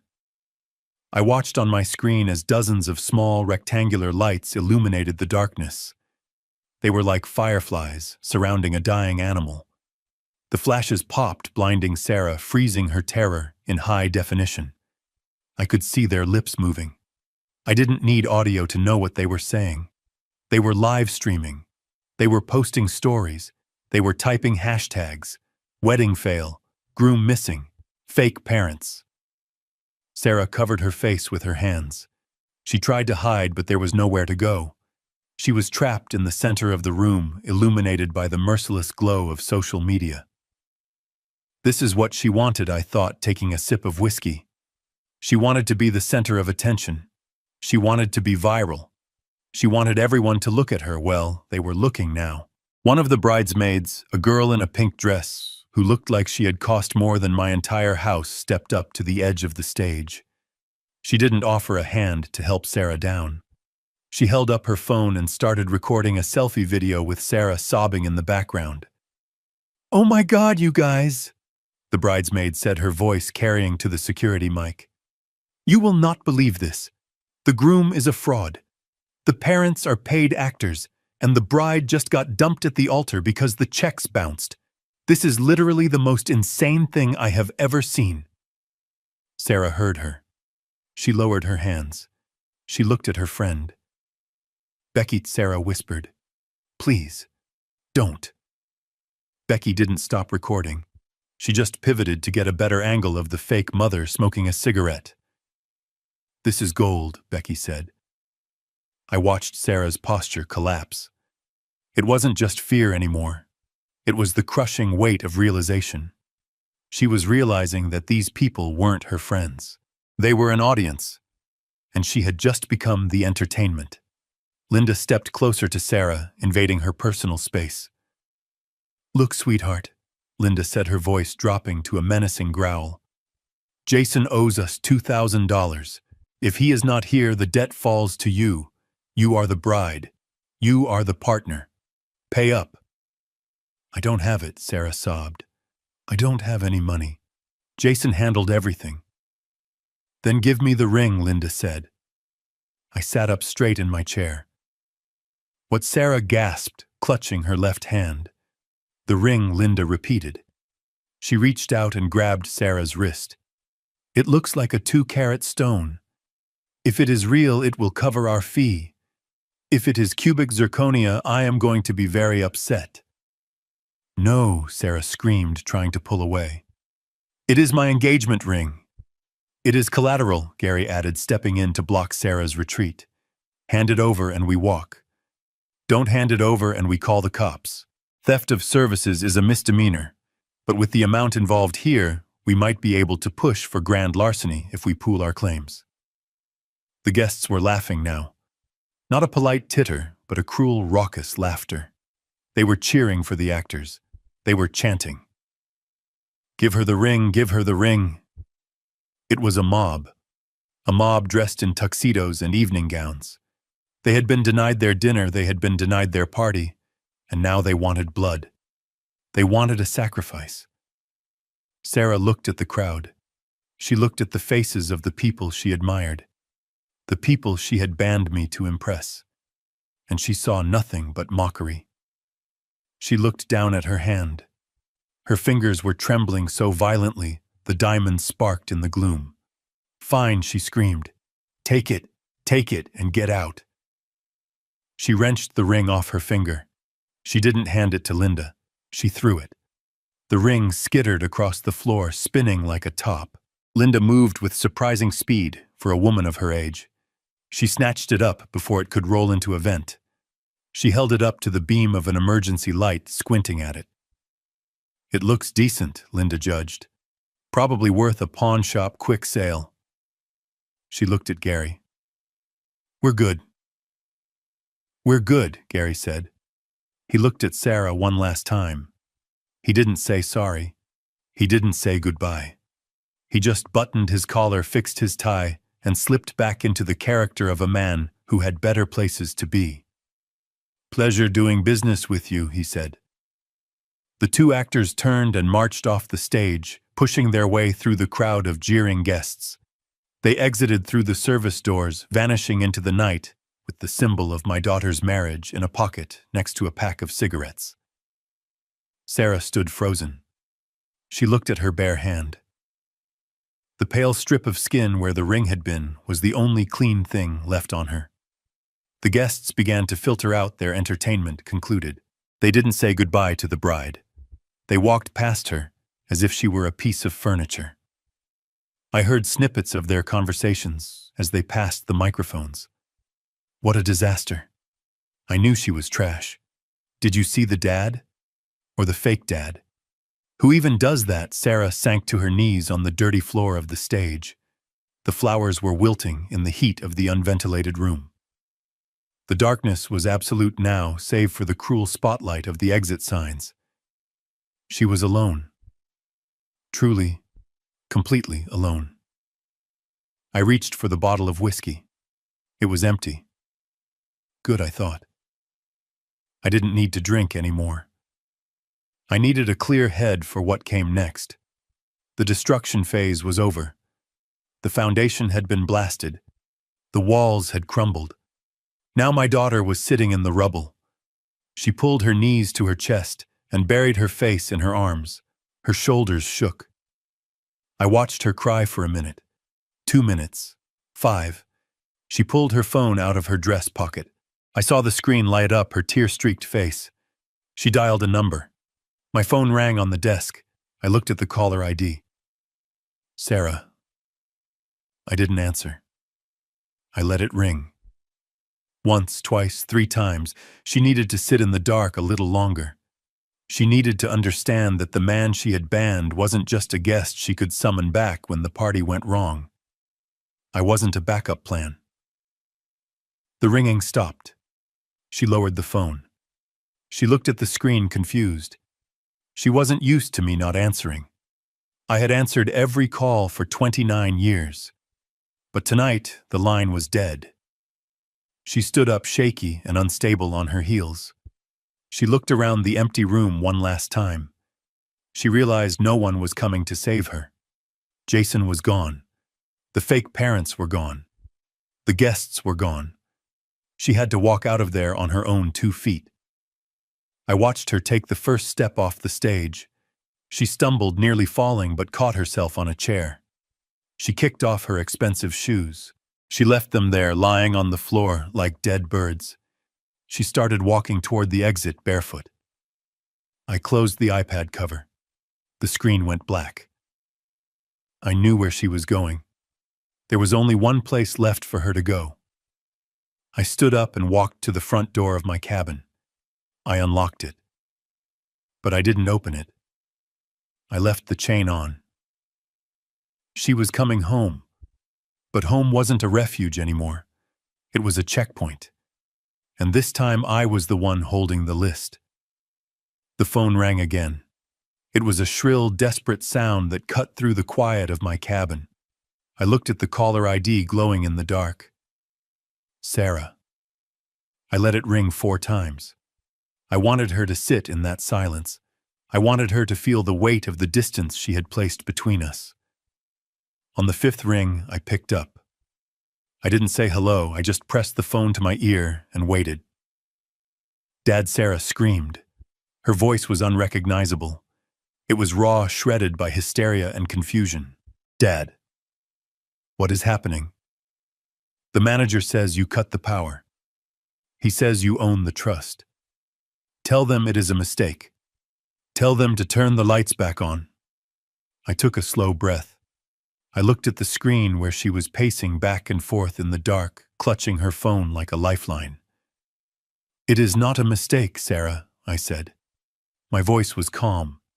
It was the voice of a man reading a weather report. I executed Clause 14C. I withdrew the funding. She laughed, a high-pitched, manic sound. You don't have any funding. You live in a shack. You drive a truck that barely runs. Jason paid for this, Jason and his family. Jason is gone, Sarah, I said. I watched on the screen as she spun around, looking at the empty shadows where her husband should have been. And his family. They were actors. Hourly employees. They left because their shift ended. That is a lie, she shrieked. You are jealous. You are trying to ruin me because I didn't invite you. You didn't just not invite me, Sarah, I corrected her. You banned me. I saw the photo at the gate. Do not let in. You treated me like a criminal. You treated the man who paid for your dress, your flowers, and your lobster dinner like trash. So I took the trash out. There was a silence on the line. Heavy. Suffocating. You paid, she whispered. Every penny I said. $212,000. Jason didn't pay a dime. His credit card was declined for a whiskey sour at the lobby bar an hour ago. He is broke, Sarah. He has been broke since the day you met him. No, she sobbed. No, he has millions. He has crypto. He has the company. He has debt, I said brutally. He has $500,000 in gambling debt. He married you for the cash gifts. He married you because he thought I had land he could sell. She was crying harder now, deep heaving sobs that shook her entire body. I watched her collapse onto a chair, pulling her knees to her chest. Dad, please, she whimpered. I am scared. It is dark. Everyone left. Jason isn't answering. Come get me, please. Bring the truck. I don't care about the truck anymore. Just come get me. I looked at the keys hanging by the door. I looked at the bottle of whiskey. I can't do that, Sarah, I said. Why, she cried. You are my dad, because I am banned, I reminded her. The security guard was very clear. If I show up, he calls the police. I don't want to cause a scene. I am respecting your wishes. Dad, stop it. Stop punishing me. I have no money. They took the car. How am I supposed to get home? You have feet, I said. It is 5 miles. The moon is bright tonight. You want me to walk in a wedding dress. I want you to understand what it feels like to be locked out, I said. I want you to understand that you cannot spit in the face of the hand that feeds you and expect it to keep serving you dinner. Start walking, Sarah. I hung up the phone. I didn't slam it down. I placed it gently back in the cradle. I watched on the screen as she stared at her phone in disbelief. She tapped the screen, trying to call back. I reached over and unplugged the line from the wall. Class was dismissed. The exam had begun. I watched the screen as a shadow detached itself from the heavy velvet curtains near the service entrance. It wasn't a ghost. It was a rat scurrying back to the sinking ship to see if there was anything left to steal. Jason stepped into the pool of emergency light, his movements jerky and frantic. He had lost his suit jacket. His shirt was unbuttoned halfway down his chest, revealing a gold chain that was almost certainly gold-plated brass. He wasn't looking at his wife. He was looking at the table where the gift box had been sitting, the box meant to hold envelopes of cash from well-wishers. He reached the table and found nothing. The staff, efficient to the last, had cleared it along with the silverware. Jason slammed his fist onto the empty tablecloth. The sound was dull and pathetic. Jason, Sarah whispered. She scrambled up from the floor, her eyes lighting up with a flicker of desperate hope. She thought he had come back for her. She thought he was the hero returning to save the damsel from the darkness. You came back. She ran toward him, her bare feet slapping against the cold hardwood. She reached out, grabbing his arm with both hands. Jason, thank God. My dad, he went crazy. He cut the power. He said terrible things. We have to go. We have to leave. Jason spun around. He didn't hug her. He didn't comfort her. He ripped his arm out of her grasp with a violence that made her stumble back. Where is the money, Sarah? He hissed. His voice wasn't the smooth baritone he used for his investor pitches. It was high-tight and ugly. The cards, the envelopes, where did they put them? Sarah blinked, confused. The gifts, I don't know. The manager took everything. Jason. Why does that matter? We need to call the police. My dad. Shut up about your dad! Jason screamed. Spittle flew from his lips, illuminated by the harsh halogen light. Your dad is the reason I'm a dead man walking. He locked the accounts. He froze the transfer. Do you have any idea what you've done? Me. Sarah recoiled. I didn't do anything. I defended you. I banned him for you. You didn't ban him hard enough. Jason advanced on her, backing her toward the edge of the dance floor. You told me he was a pushover. You told me he was a simple construction worker with a nest egg we could crack open. You didn't tell me he was the shark who owns the tank. He grabbed her shoulders, his fingers digging into her skin. "Do you have cash on you?" he demanded, shaking her. "In your purse in the bridal suite, I need 50,000, right now." 50,000, Sarah sobbed. "Jason, you're scaring me. Why do you need money? We're rich. You have the company." Jason laughed. It was a sound like glass breaking in a garbage disposal. "There is no company, you stupid cow," he spat. "There never was. It's a website. It cost me $12 to register the domain. I needed your credit score. I needed your dad's land. And now I have nothing because you couldn't keep your old man on a leash." I watched Sarah's face crumble. It wasn't just heartbreak. It was the total annihilation of her reality. The man she worshipped, the man she had placed on a pedestal above her own flesh and blood, was looking at her with pure, unadulterated hatred. You used me," she whispered. "I tried to use you," Jason corrected her. "But you turned out to be useless. You're just a broke girl with a rich daddy who hates her. You're a liability." Then on the edge of the camera frame, I saw movement at the rear service doors. The ones I had instructed Henderson to unlock remotely 3 minutes ago. 3 men stepped into the ballroom. They didn't look like wedding guests. They wore leather jackets that were too heavy for the season and expressions that were too calm for the situation. They walked with the heavy planted steps of men who are used to walking through walls. I recognized the one in the middle. It was Vinny. The loan shark Reynolds had identified in the dossier. Jason saw them too. He froze. His grip on Sarah's shoulders tightened until she cried out in pain. "Jason," Vinny called out. His voice was casual, friendly even. It echoed through the empty cavern of the ballroom. "Leaving so soon? We haven't had a chance to toast the happy couple." Jason spun Sarah around, positioning her between himself and the men. He used my daughter as a human shield. "Vinny," Jason stammered, peering over Sarah's shoulder.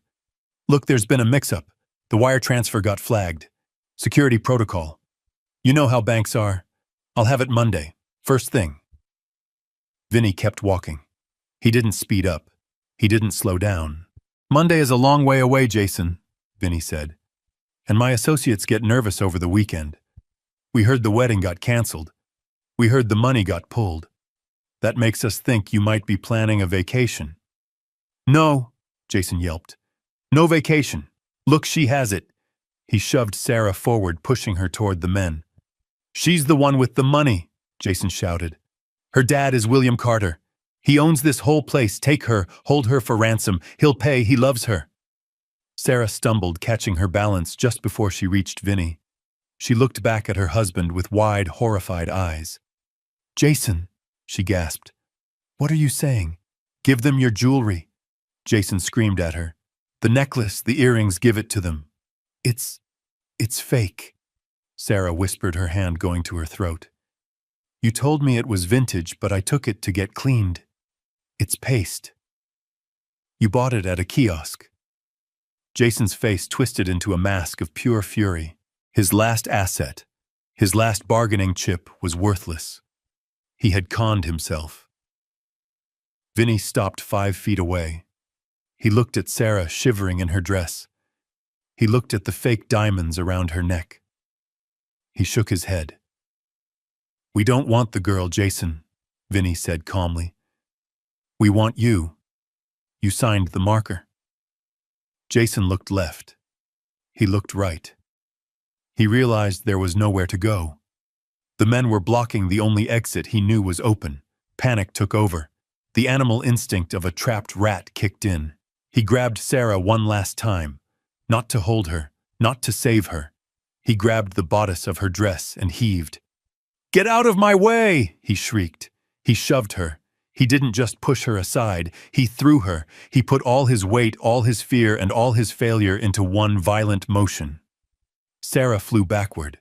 Her feet, tangled in the layers of tulle and silk, couldn't find purchase on the slick floor. She went airborne for a fraction of a second, a white cloud suspended in the darkness. She crashed down onto the centerpiece of table 4, which the staff had placed on the floor during the cleanup. It was a massive arrangement of white roses and hydrangeas soaking in a vase of water. Sarah hit it with a sickening crunch. The vase shattered. Water splashed everywhere, mixing with the dirt from the overturned pot. She rolled off the debris and landed hard on the floor, her beautiful dress instantly soaking up the mud, the water, and the crushed petals. She lay there sprawled amidst the ruin of her perfection. White petals stuck to her wet hair. Her dress was torn at the shoulder. She looked like a fallen angel who had hit the ground too hard. Jason didn't look back. He used the distraction of her fall to bolt. He sprinted toward the kitchen doors, scrambling over chairs, knocking over a bus cart. "Get him," Vinny said softly. The two men flanking him moved. They were faster than they looked. They intercepted Jason before he could reach the swinging doors. One of them tackled him, sending him skidding across the polished wood. I watched as they hauled him up by his armpits. Jason was crying now, begging, promising, screaming. They dragged him out the back door into the night, where their car was waiting. Vinny looked at Sarah one last time. She was trying to push herself up, her hands slipping on the wet, flour-strewn floor. She was gasping for air, shock setting in. "Sorry about the mess, lady," Vinny said. "But you picked a loser." He turned and walked out, leaving Sarah alone in the center of the frame. I zoomed in on the camera feed. It was the image that would haunt me, but it was also the image that was necessary. Sarah was on her hands and knees. She was surrounded by broken glass and dying flowers. The white dress, the symbol of her vanity and her delusion, was ruined. It was gray, with dirty water, stained green with chlorophyll from the crushed stems. She lifted her head. Her makeup was running in black streaks down her face. She looked around the empty, silent room. "Daddy," she whispered. The microphone picked it up. It was a small sound, a broken sound. "Daddy, I'm hurt." I sat in my cabin. My finger hovered over the call button on my phone. Every instinct in my body screamed at me to go to her, to get in the truck, to drive through the gate, to pick her up and clean her off. But I pulled my hand back. If I picked her up now, she would never learn how to stand. If I cleaned her off, she would never understand the stain of her own choices. She had to sit in the flowers. She had to feel the cold water. She had to look at the wreckage she had invited into her life. This was the bottom, and she had to hit it alone. The security gates of Golden Oaks clicked shut with a mechanical finality that sounded like a prison door locking. But Sarah wasn't on the inside anymore. She was on the outside. The pavement where my truck had leaked oil that morning was now the starting line of her penance. She stood there for a long time under the yellow glow of the street lamp. I couldn't see her anymore. The resort cameras didn't reach the county road, but I knew exactly what she was looking at. She was looking at 5 miles of asphalt, gravel, and darkness. She was looking at a road she had traveled 1,000 times in the back of my truck, as a child complaining about the bumps. Now she had to feel every single bump against the soles of her feet. She took the first step. She was still wearing one shoe. The other had been lost somewhere in the lobby, kicked off in her frantic pursuit of a husband who had already abandoned her.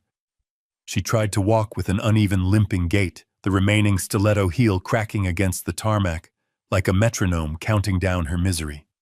Click, scrape, click, scrape. After 100 yards, she stopped. She sat on the guardrail, the metal cold and damp against her skin. She unbuckled the remaining shoe and threw it into the ditch. It landed in the tall grass, a $1,000 piece of Italian leather, discarded like a fast food wrapper. Now she was barefoot. Her pedicure, a soft shell pink she had shown off on Instagram just yesterday, didn't stand a chance against County Road 9. The asphalt was old. It was rough, pitted with potholes and scattered with loose gravel. She started walking again. This time there was no clicking. There was just the soft, wet slap of skin on stone. A car approached from behind. I imagine she turned, waving her arms, the diamonds on her bracelet catching the headlights. She probably thought it was a guest. Maybe Becky. Maybe one of the groomsmen who had toasted to her eternal happiness an hour ago. The car didn't slow down. It swerved slightly to avoid the woman in the dirty white dress staggering along the shoulder, then accelerated. The wind from its passing whipped her hair across her face and sprayed gravel against her legs. They didn't see a bride. They saw a crazy woman walking alone in the dark. They saw trouble. She kept walking. The adrenaline of the ballroom was fading, replaced by the dull, throbbing ache of reality. Her dress, the custom silk masterpiece, was heavy. It had soaked up the water from the flower vase, and now it was soaking up the dew from the roadside weeds. It dragged behind her, collecting burrs, twigs, and mud. It wasn't a gown anymore. It was an anchor.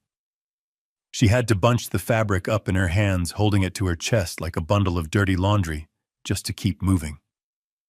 Mile 2. The blisters would have started by now.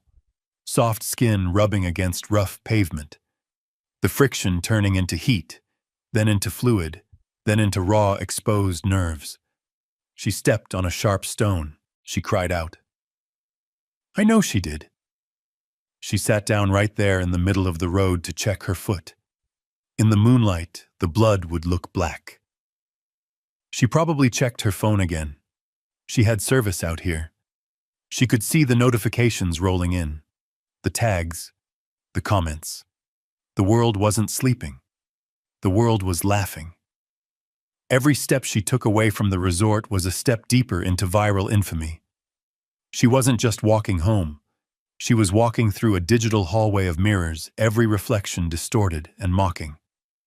She called Jason again, straight to voicemail. She called Becky, straight to voicemail. She called her mother's old number, a number that had been disconnected for 10 years, just to hear a voice that wouldn't judge her. She stood up. She was limping for real now. The cold was setting in. The night air in the valley drops quickly.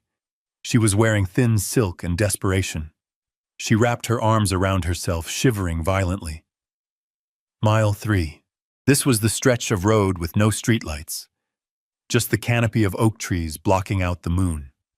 It was pitch black. The sounds of the night, the crickets, the rustling in the bushes, the hoot of an owl would sound like monsters to a girl who had spent the last 5 years in the city. She was afraid of the dark. She always had been. I used to leave the hall light on for her. Tonight, the only light was the distant glow of my cabin, a tiny pinprick of yellow miles away. She started to run, a clumsy, hobbling jog. She wanted to get out of the dark. She wanted the safety of the place she had called a shack. The irony must have tasted like ash in her mouth. The luxury resort had kicked her out. The penthouse was a lie. The shack was the only roof left in the world that wouldn't charge her admission. She tripped. It was inevitable. Exhaustion, darkness, and uneven ground are a brutal combination.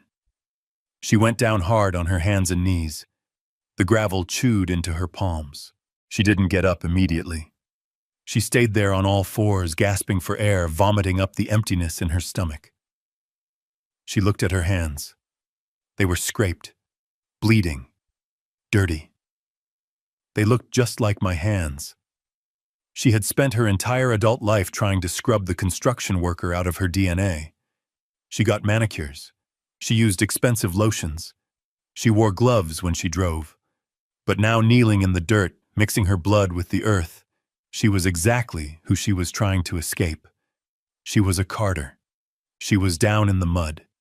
She pulled herself up. She was crying, a low, keening sound that had no audience but the trees. She didn't wipe her face.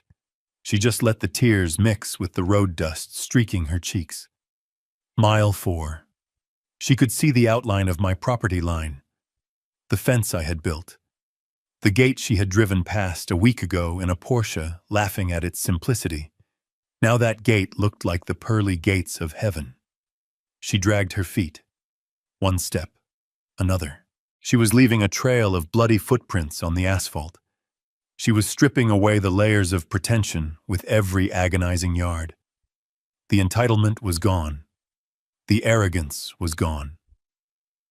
All that was left was survival. She reached the turnoff for my driveway. The gravel here was fresh, sharp. It must have felt like walking on broken glass. She saw the lights of the cabin. She saw my truck parked out front. The truck she hated. The truck she banned. She didn't look at it with disgust tonight. She looked at it with longing. She walked past the hood, her hand trailing along the rusted fender, needing something solid to hold onto. She stumbled up the 3 wooden steps to the porch. She stood in front of the door. She raised a hand that was shaking bloody and stripped of its diamond ring. She didn't knock. She collapsed against the wood, sliding down until she was a heap of ruined white silk on my welcome mat. She had walked 5 miles through hell to get back to the start, but she hadn't crossed the finish line yet. The door was locked, and I was on the other side waiting. I heard the thud of her body hitting the wood, followed by a low, guttural sob that vibrated through the doorframe. Then came the pounding. It wasn't a polite knock. It was the frantic, terrifying hammering of someone who knows the wolves are nipping at their heels.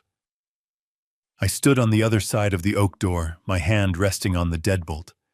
I could hear her breathing, ragged and wet like a swimmer, surfacing from a near drowning. "Open the door," she screamed. Her voice was cracked raw from 5 miles of crying in the dark. "Dad, open the damn door." "It's me," I unlocked the deadbolt. The metal slide clicked back with a heavy mechanical snap. I turned the knob, but I didn't swing the door wide. I had engaged the security chain earlier, a thick link of hardened steel. The door opened 4 inches, just enough to see her, just enough for her to see me. The slice of her face visible through the gap was a portrait of ruin. Her hair was matted with mud and leaves. Her mascara had pooled into black bruises under her eyes. There was a cut on her cheek oozing blood that mixed with the road dust. She smelled of swamp water sweat and expensive perfume that had turned sour. She shoved her hand into the gap, trying to reach the chain, trying to force her way in. Her fingers were scraped and bloody, the manicure chipped away to jagged edges. "Let me in," she gasped, clawing at the air. "It's freezing. I'm hurt. Let me in right now." I didn't move to undo the chain. I stood there holding a glass of water I had poured but hadn't drunk. I looked at her fingers, grasping for purchase in a home she had mocked a week ago. "You can't come in, Sarah," I said. My voice was low. It didn't carry any anger. Anger is hot. This was 0 degrees. "What?" She stopped clawing. She put her eye to the crack, staring at me with a wild, disbelieving look. "What did you say?" "I said you can't come in," I repeated. "You made it very clear that I don't fit into your life. You put up a sign. You hired a guard. You drew a line. This threshold is that line. You stay on your side." She let out a sound that was half laugh, half scream. "Are you insane? I walked 5 miles. I'm bleeding. Jason left me. He stole everything. You ruined my wedding. You crazy old man. And now you're going to leave me on the porch." "I didn't ruin your wedding, Sarah," I said. "I just stopped paying for the lie. There is a difference." She slammed her shoulder against the door. The chain rattled but held. It was bolted into the frame with 3-inch screws. "I installed them myself." "You stopped paying," she shrieked. "You think that gives you the right to humiliate me? To verify my humiliation in front of everyone I know, Jason is going to sue you. He's going to take this shack and turn it into firewood." I took a sip of water. The coolness of it felt grounding. "Jason isn't going to sue anyone, Sarah," I said. "Jason is currently in the back of a black SUV explaining to a man named Vinny why he doesn't have $50,000. She froze. The mention of the name made her pause. "Vinny, who is Vinny? Vinny is a loan shark," I explained patiently, as if I were teaching her how to read a tape measure. He holds the note on Jason's gambling debts. $540,000, Sarah. That's what your husband owes. That's why he married you. He needed the cash gifts to buy another week of life. You're lying, she whispered, pressing her forehead against the door jamb. He owns Nebulous Systems. He's a tech genius. I reached back to the small table in the hallway where I had left the dossier. I picked up the single sheet of paper summarizing the background check. I folded it lengthwise and slid it through the crack in the door. Read it, I said. She snatched the paper. I watched through this gap as she unfolded it with trembling hands. The porch light flickered above her, illuminating the text. I saw her eyes darting back and forth. Employment history, car rental clerk, cell phone kiosk, terminated for theft, credit score 420. Outstanding judgments, 6. She dropped the paper. It fluttered to the porch floor, landing in a puddle of mud. It's fake, she stammered, but her voice lacked conviction. You forged it. You always hated him because he was successful, because he was sophisticated, because he wasn't a laborer like you. I looked at her, really looked at her. She was shivering violently now. The adrenaline was wearing off, leaving only the cold reality of the night. I hated him because he was a con man, Sarah. And I hated him because he convinced you that your father, the man who built the roof over your head for 18 years, wasn't good enough to sit at a table and eat a chicken dinner. She started crying again. It was a manipulative cry this time, the kind she used to use when she wanted a new phone or a later curfew. Daddy, please, she sobbed. I'm sorry about the sign. Okay, I'm sorry. It was Jason's idea. He said his parents were judgmental. He said they wouldn't understand your lifestyle. I was just trying to keep the peace. I was trying to protect you from being embarrassed. Protect me? I asked. I leaned closer to the door. You weren't protecting me, Sarah. You were protecting your fantasy. You were ashamed. You looked at my truck and you saw failure. You looked at my hands and you saw dirt. You didn't see the work. You didn't see the sacrifice. You just saw something ugly that didn't match your Instagram feed. I'm sorry, she yelled, pounding the wood again. I said, I'm sorry. Now open the door. I have nowhere else to go. They kicked me out of the apartment. I know, I said. I canceled the lease guarantee. You what? She stepped back, her eyes wide. You were the guarantor. Who do you think paid the rent when Jason's mysterious wire transfers didn't come through? I asked. Who do you think paid for your car insurance? Who do you think paid for this dress you are ruining right now? She looked down at her dress. She touched the torn silk. You paid, she whispered, for everything I said. For 3 years, Sarah. Every time you needed money, every time there was an emergency, every time Jason had a cash flow problem. It was me. I funneled it through shell accounts so you wouldn't know. I wanted you to feel independent. I wanted you to feel proud. But I was the safety net. And tonight I cut the ropes. Why? She screamed. Why would you do that if you have the money? Why do you live here? Why do you drive that truck? Why do you dress like a bum? You tricked me. You made me think you were poor. I didn't make you think anything. I said, my voice hardening. You assumed. You looked at the surface and you stopped looking. You judged a book by its cover because you never bothered to open the pages. You never asked me about my business. You never asked me about my investments. You just asked me for checks. I have money, Sarah, I continued. I have more money than Jason could steal in 10 lifetimes. I own the resort you were married in. I own the land under this cabin and 300 apartments in the city. I am a wealthy man, but I live here because this is the house I built with your mother. I drive that truck because it still runs, and I don't need a Mercedes to know who I am. She stared at me through the crack. The revelation was hitting her like physical blows. The greed was starting to war with the shame in her eyes. I could see the gears turning. She was realizing that she had bet on the wrong horse. She had thrown away a millionaire father for a bankrupt husband. "Dad," she said, her voice changing. It became softer, wheedling. "Dad, if you have all that, then we can fix this. We can pay off Jason's debt. We can get the apartment back. You can help me. I'm your daughter. You can't leave me out here. I'm your only child." I looked at the chain. It was straining against the screws as she leaned her weight on the door. "I am not going to help you, Sarah," I said. "Not with money. Not anymore." "What?" She recoiled. "You have to. It's your duty."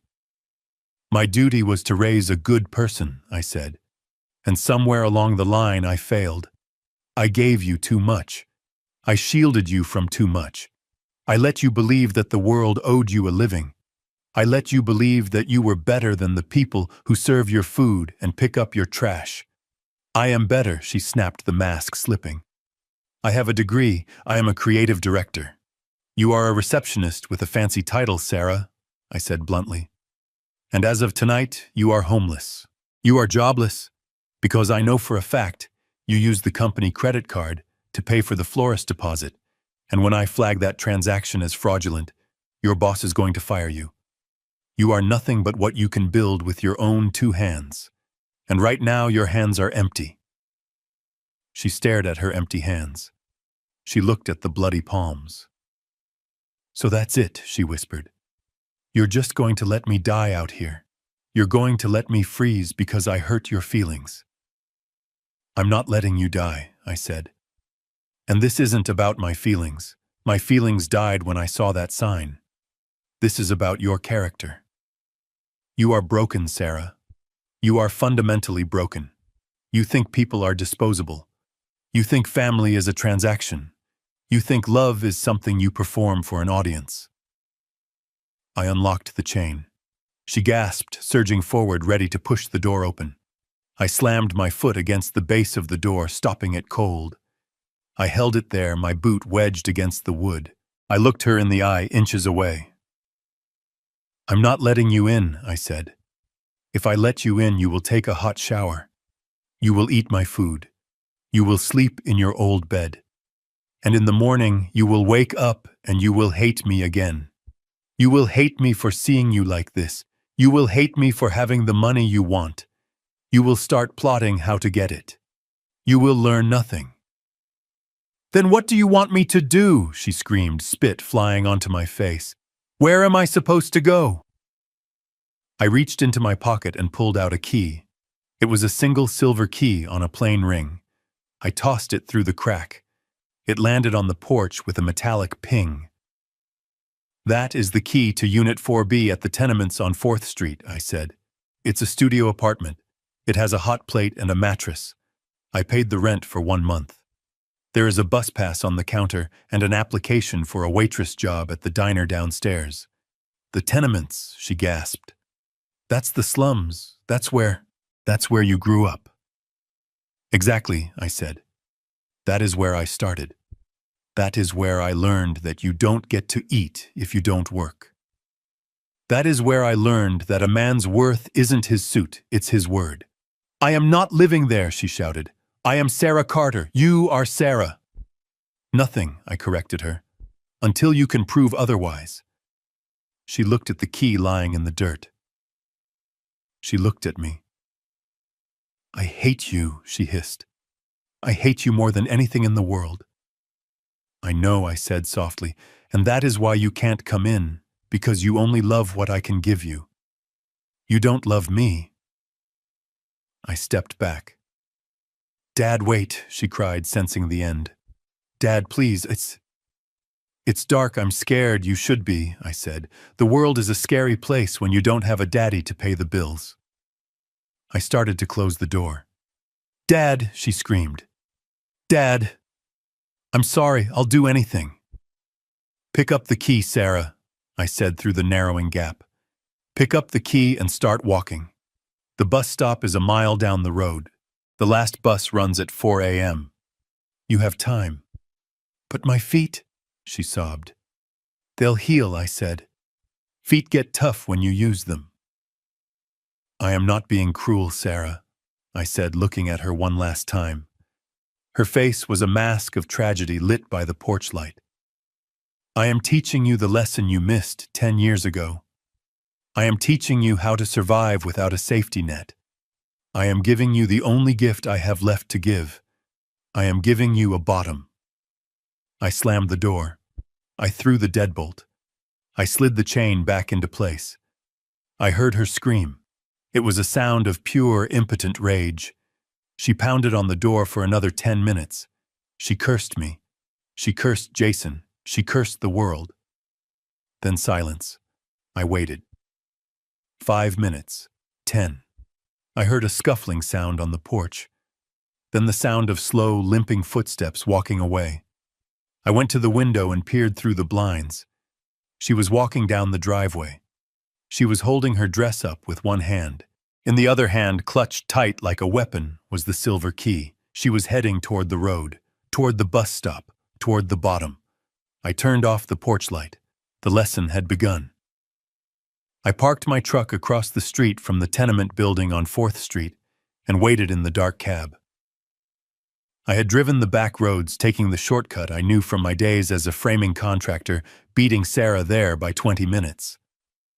I watched the bus stop down the block. It was empty. The streetlights flickered with a dying yellow buzz, illuminating the cracked sidewalk and the overflowing dumpsters that lined the curb. This was the part of town the city council forgot to pave. This was the part of town where sirens were background noise and hope was a currency that traded low. 20 minutes later, I saw her. She emerged from the shadows of the alleyway, limping badly. She had walked the whole way. She hadn't waited for the bus. Perhaps she was too ashamed to be seen in her ruined wedding dress under the fluorescent lights of public transit. Perhaps she just needed to punish herself. She looked like a specter haunting the streets, a gray, muddy figure dragging a train of silk that was now nothing more than a rag. She stopped in front of the building. It was a 4-story brick structure that had seen better days in the 1950s. The windows were barred. The front door was steel-dented from years of being kicked open. She looked at the number above the door. 412. She looked at the silver key in her hand. She was trembling so hard I could see it from across the street. I got out of the truck. I slammed the door. The sound was like a gunshot in the quiet street. Sarah jumped. She spun around, her eyes wide with terror. When she saw it was me, her shoulders slumped. She didn't look relieved. She looked defeated. "You beat me here," she whispered. Her voice was a rasp. "I own the building, Sarah," I said, crossing the street. "I know the shortcuts." She looked up at the facade. A baby was crying in an apartment on the 2nd floor. A couple was arguing loudly on the 3rd. The smell of stale beer and boiled cabbage hung in the humid air. "This is it?" she asked. "This is where you want me to live?" "This is where you are going to live," I corrected her. "Come on." I walked past her and pushed the front door open. The lock was broken. It had been broken for 10 years. I held it for her. She hesitated, looking at the dark graffiti-covered hallway. Then she stepped inside. We walked up the stairs in silence. The elevator was out of order, wrapped in yellow caution tape. We climbed to the 4th floor. The stairwell smelled of bleach and urine. Sarah gagged, covering her nose with her hand, but she kept climbing. She had no choice. The alternative was the street. We reached apartment 4B. I took the key from her shaking hand and unlocked the door. I pushed it open and flipped the light switch.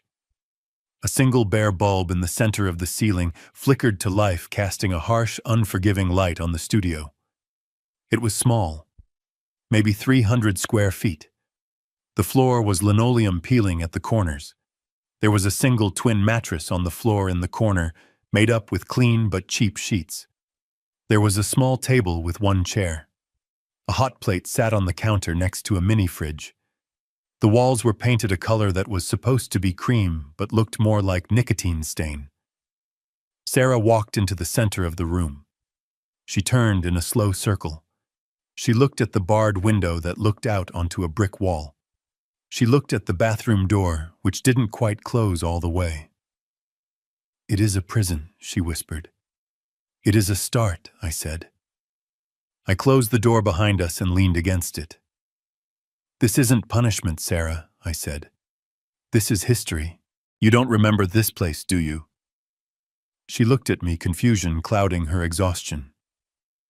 "Why would I remember this dump? Because you lived here," I said. "For the first 2 years of your life. This apartment, Unit 4B. This is where I brought you and your mother after the hospital. This is where I learned to mix concrete during the day and study blueprints at night. This is where your mother sewed curtains from scrap fabric to make it feel like a home." She stared at the walls as if trying to see the ghosts of her past. "We were happy here," I continued. "We didn't have money. We didn't have status. But we had each other. And we had a dream. We worked our way out of this room, Sarah. We didn't marry our way out. We didn't scam our way out. We built our way out."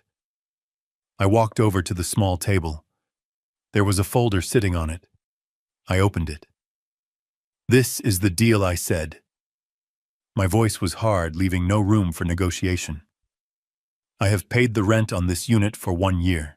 The utilities are in your name, prepaid for 3 months. After that, you are on your own."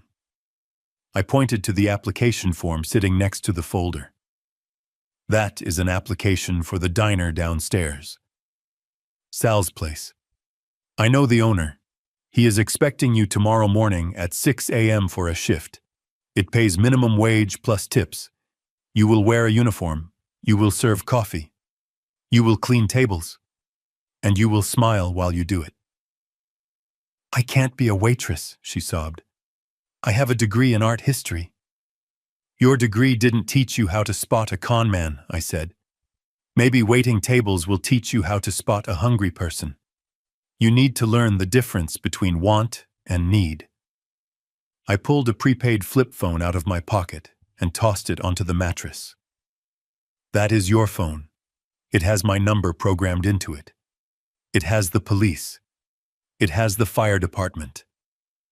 It does not have Instagram. It does not have your friends' numbers. You are going to be offline, Sarah. You are going to disappear from the world you tried so hard to impress." She looked at the cheap plastic phone. It looked like a toy compared to the smartphone she had lost. "And if I say no," she asked, her voice trembling. "If I leave?" "Then you leave," I said. "The door is unlocked. But if you walk out that door, Sarah, you are walking out of my life forever. No inheritance, no contact, no safety net. You become a stranger to me." I paused, letting the weight of the ultimatum settle on her shoulders, but I added my voice, softening just a fraction. "If you stay, if you stick it out for 1 year, if you can prove to me that you can live on what you earn, that you can stand on your own 2 feet without leaning on a man or a trust fund, then we talk." "Talk about what?" she asked, wiping her nose with the back of her hand. "About a job," I said. "A real job. In my company. Not as a director, not as a VP, but as an entry-level associate. You will learn the business from the ground up. You will learn what it actually means to build something." She looked at me. Her eyes were red, swollen, and devoid of the arrogance that had defined her for a decade. She looked at the mattress on the floor. She looked at the hot plate. She looked at the ruined dress she was wearing, a costume for a play that had been canceled. She realized then that she had no cards left to play. Jason had taken her future. I had taken her cushion. She was stripped bare.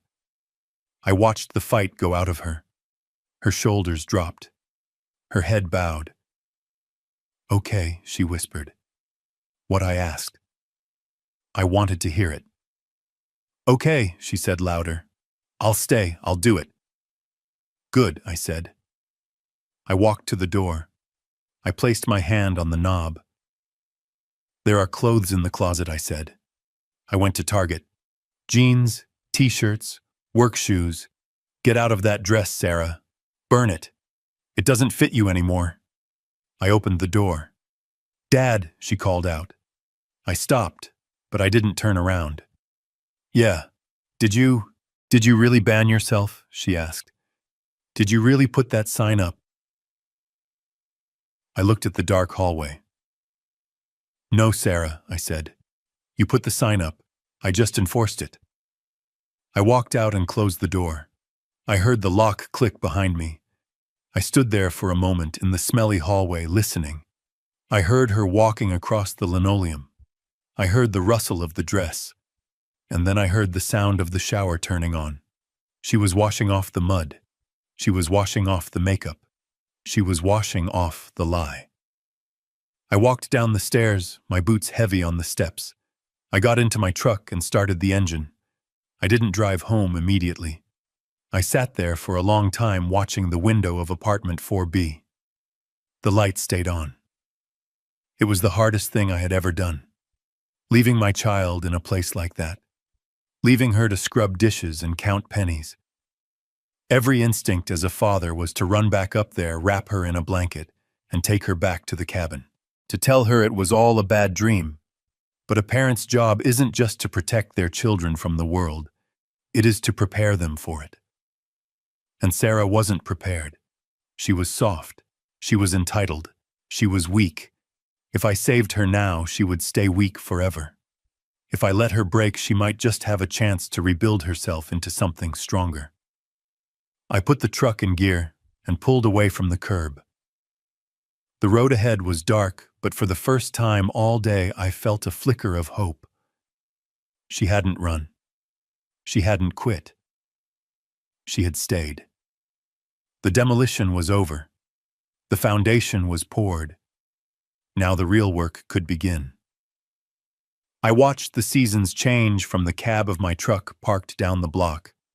Summer turned to autumn, stripping the leaves from the trees on 4th Street, leaving the tenement building exposed and ugly against the gray sky.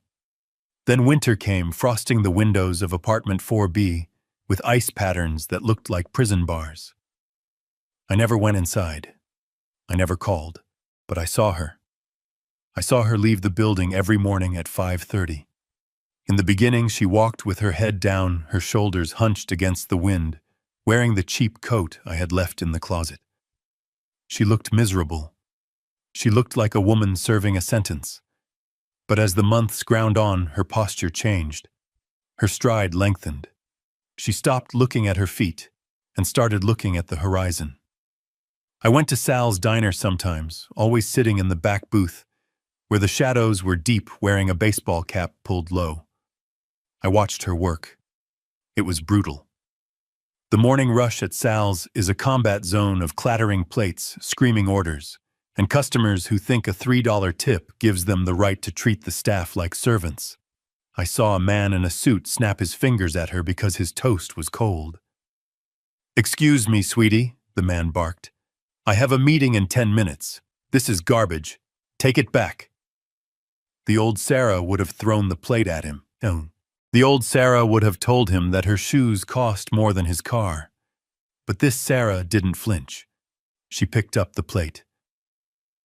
"I apologize, sir," she said. Her voice was flat professional. "I will get you a fresh order right away." She walked back to the kitchen, dodging a busboy carrying a tower of dirty dishes. She didn't cry.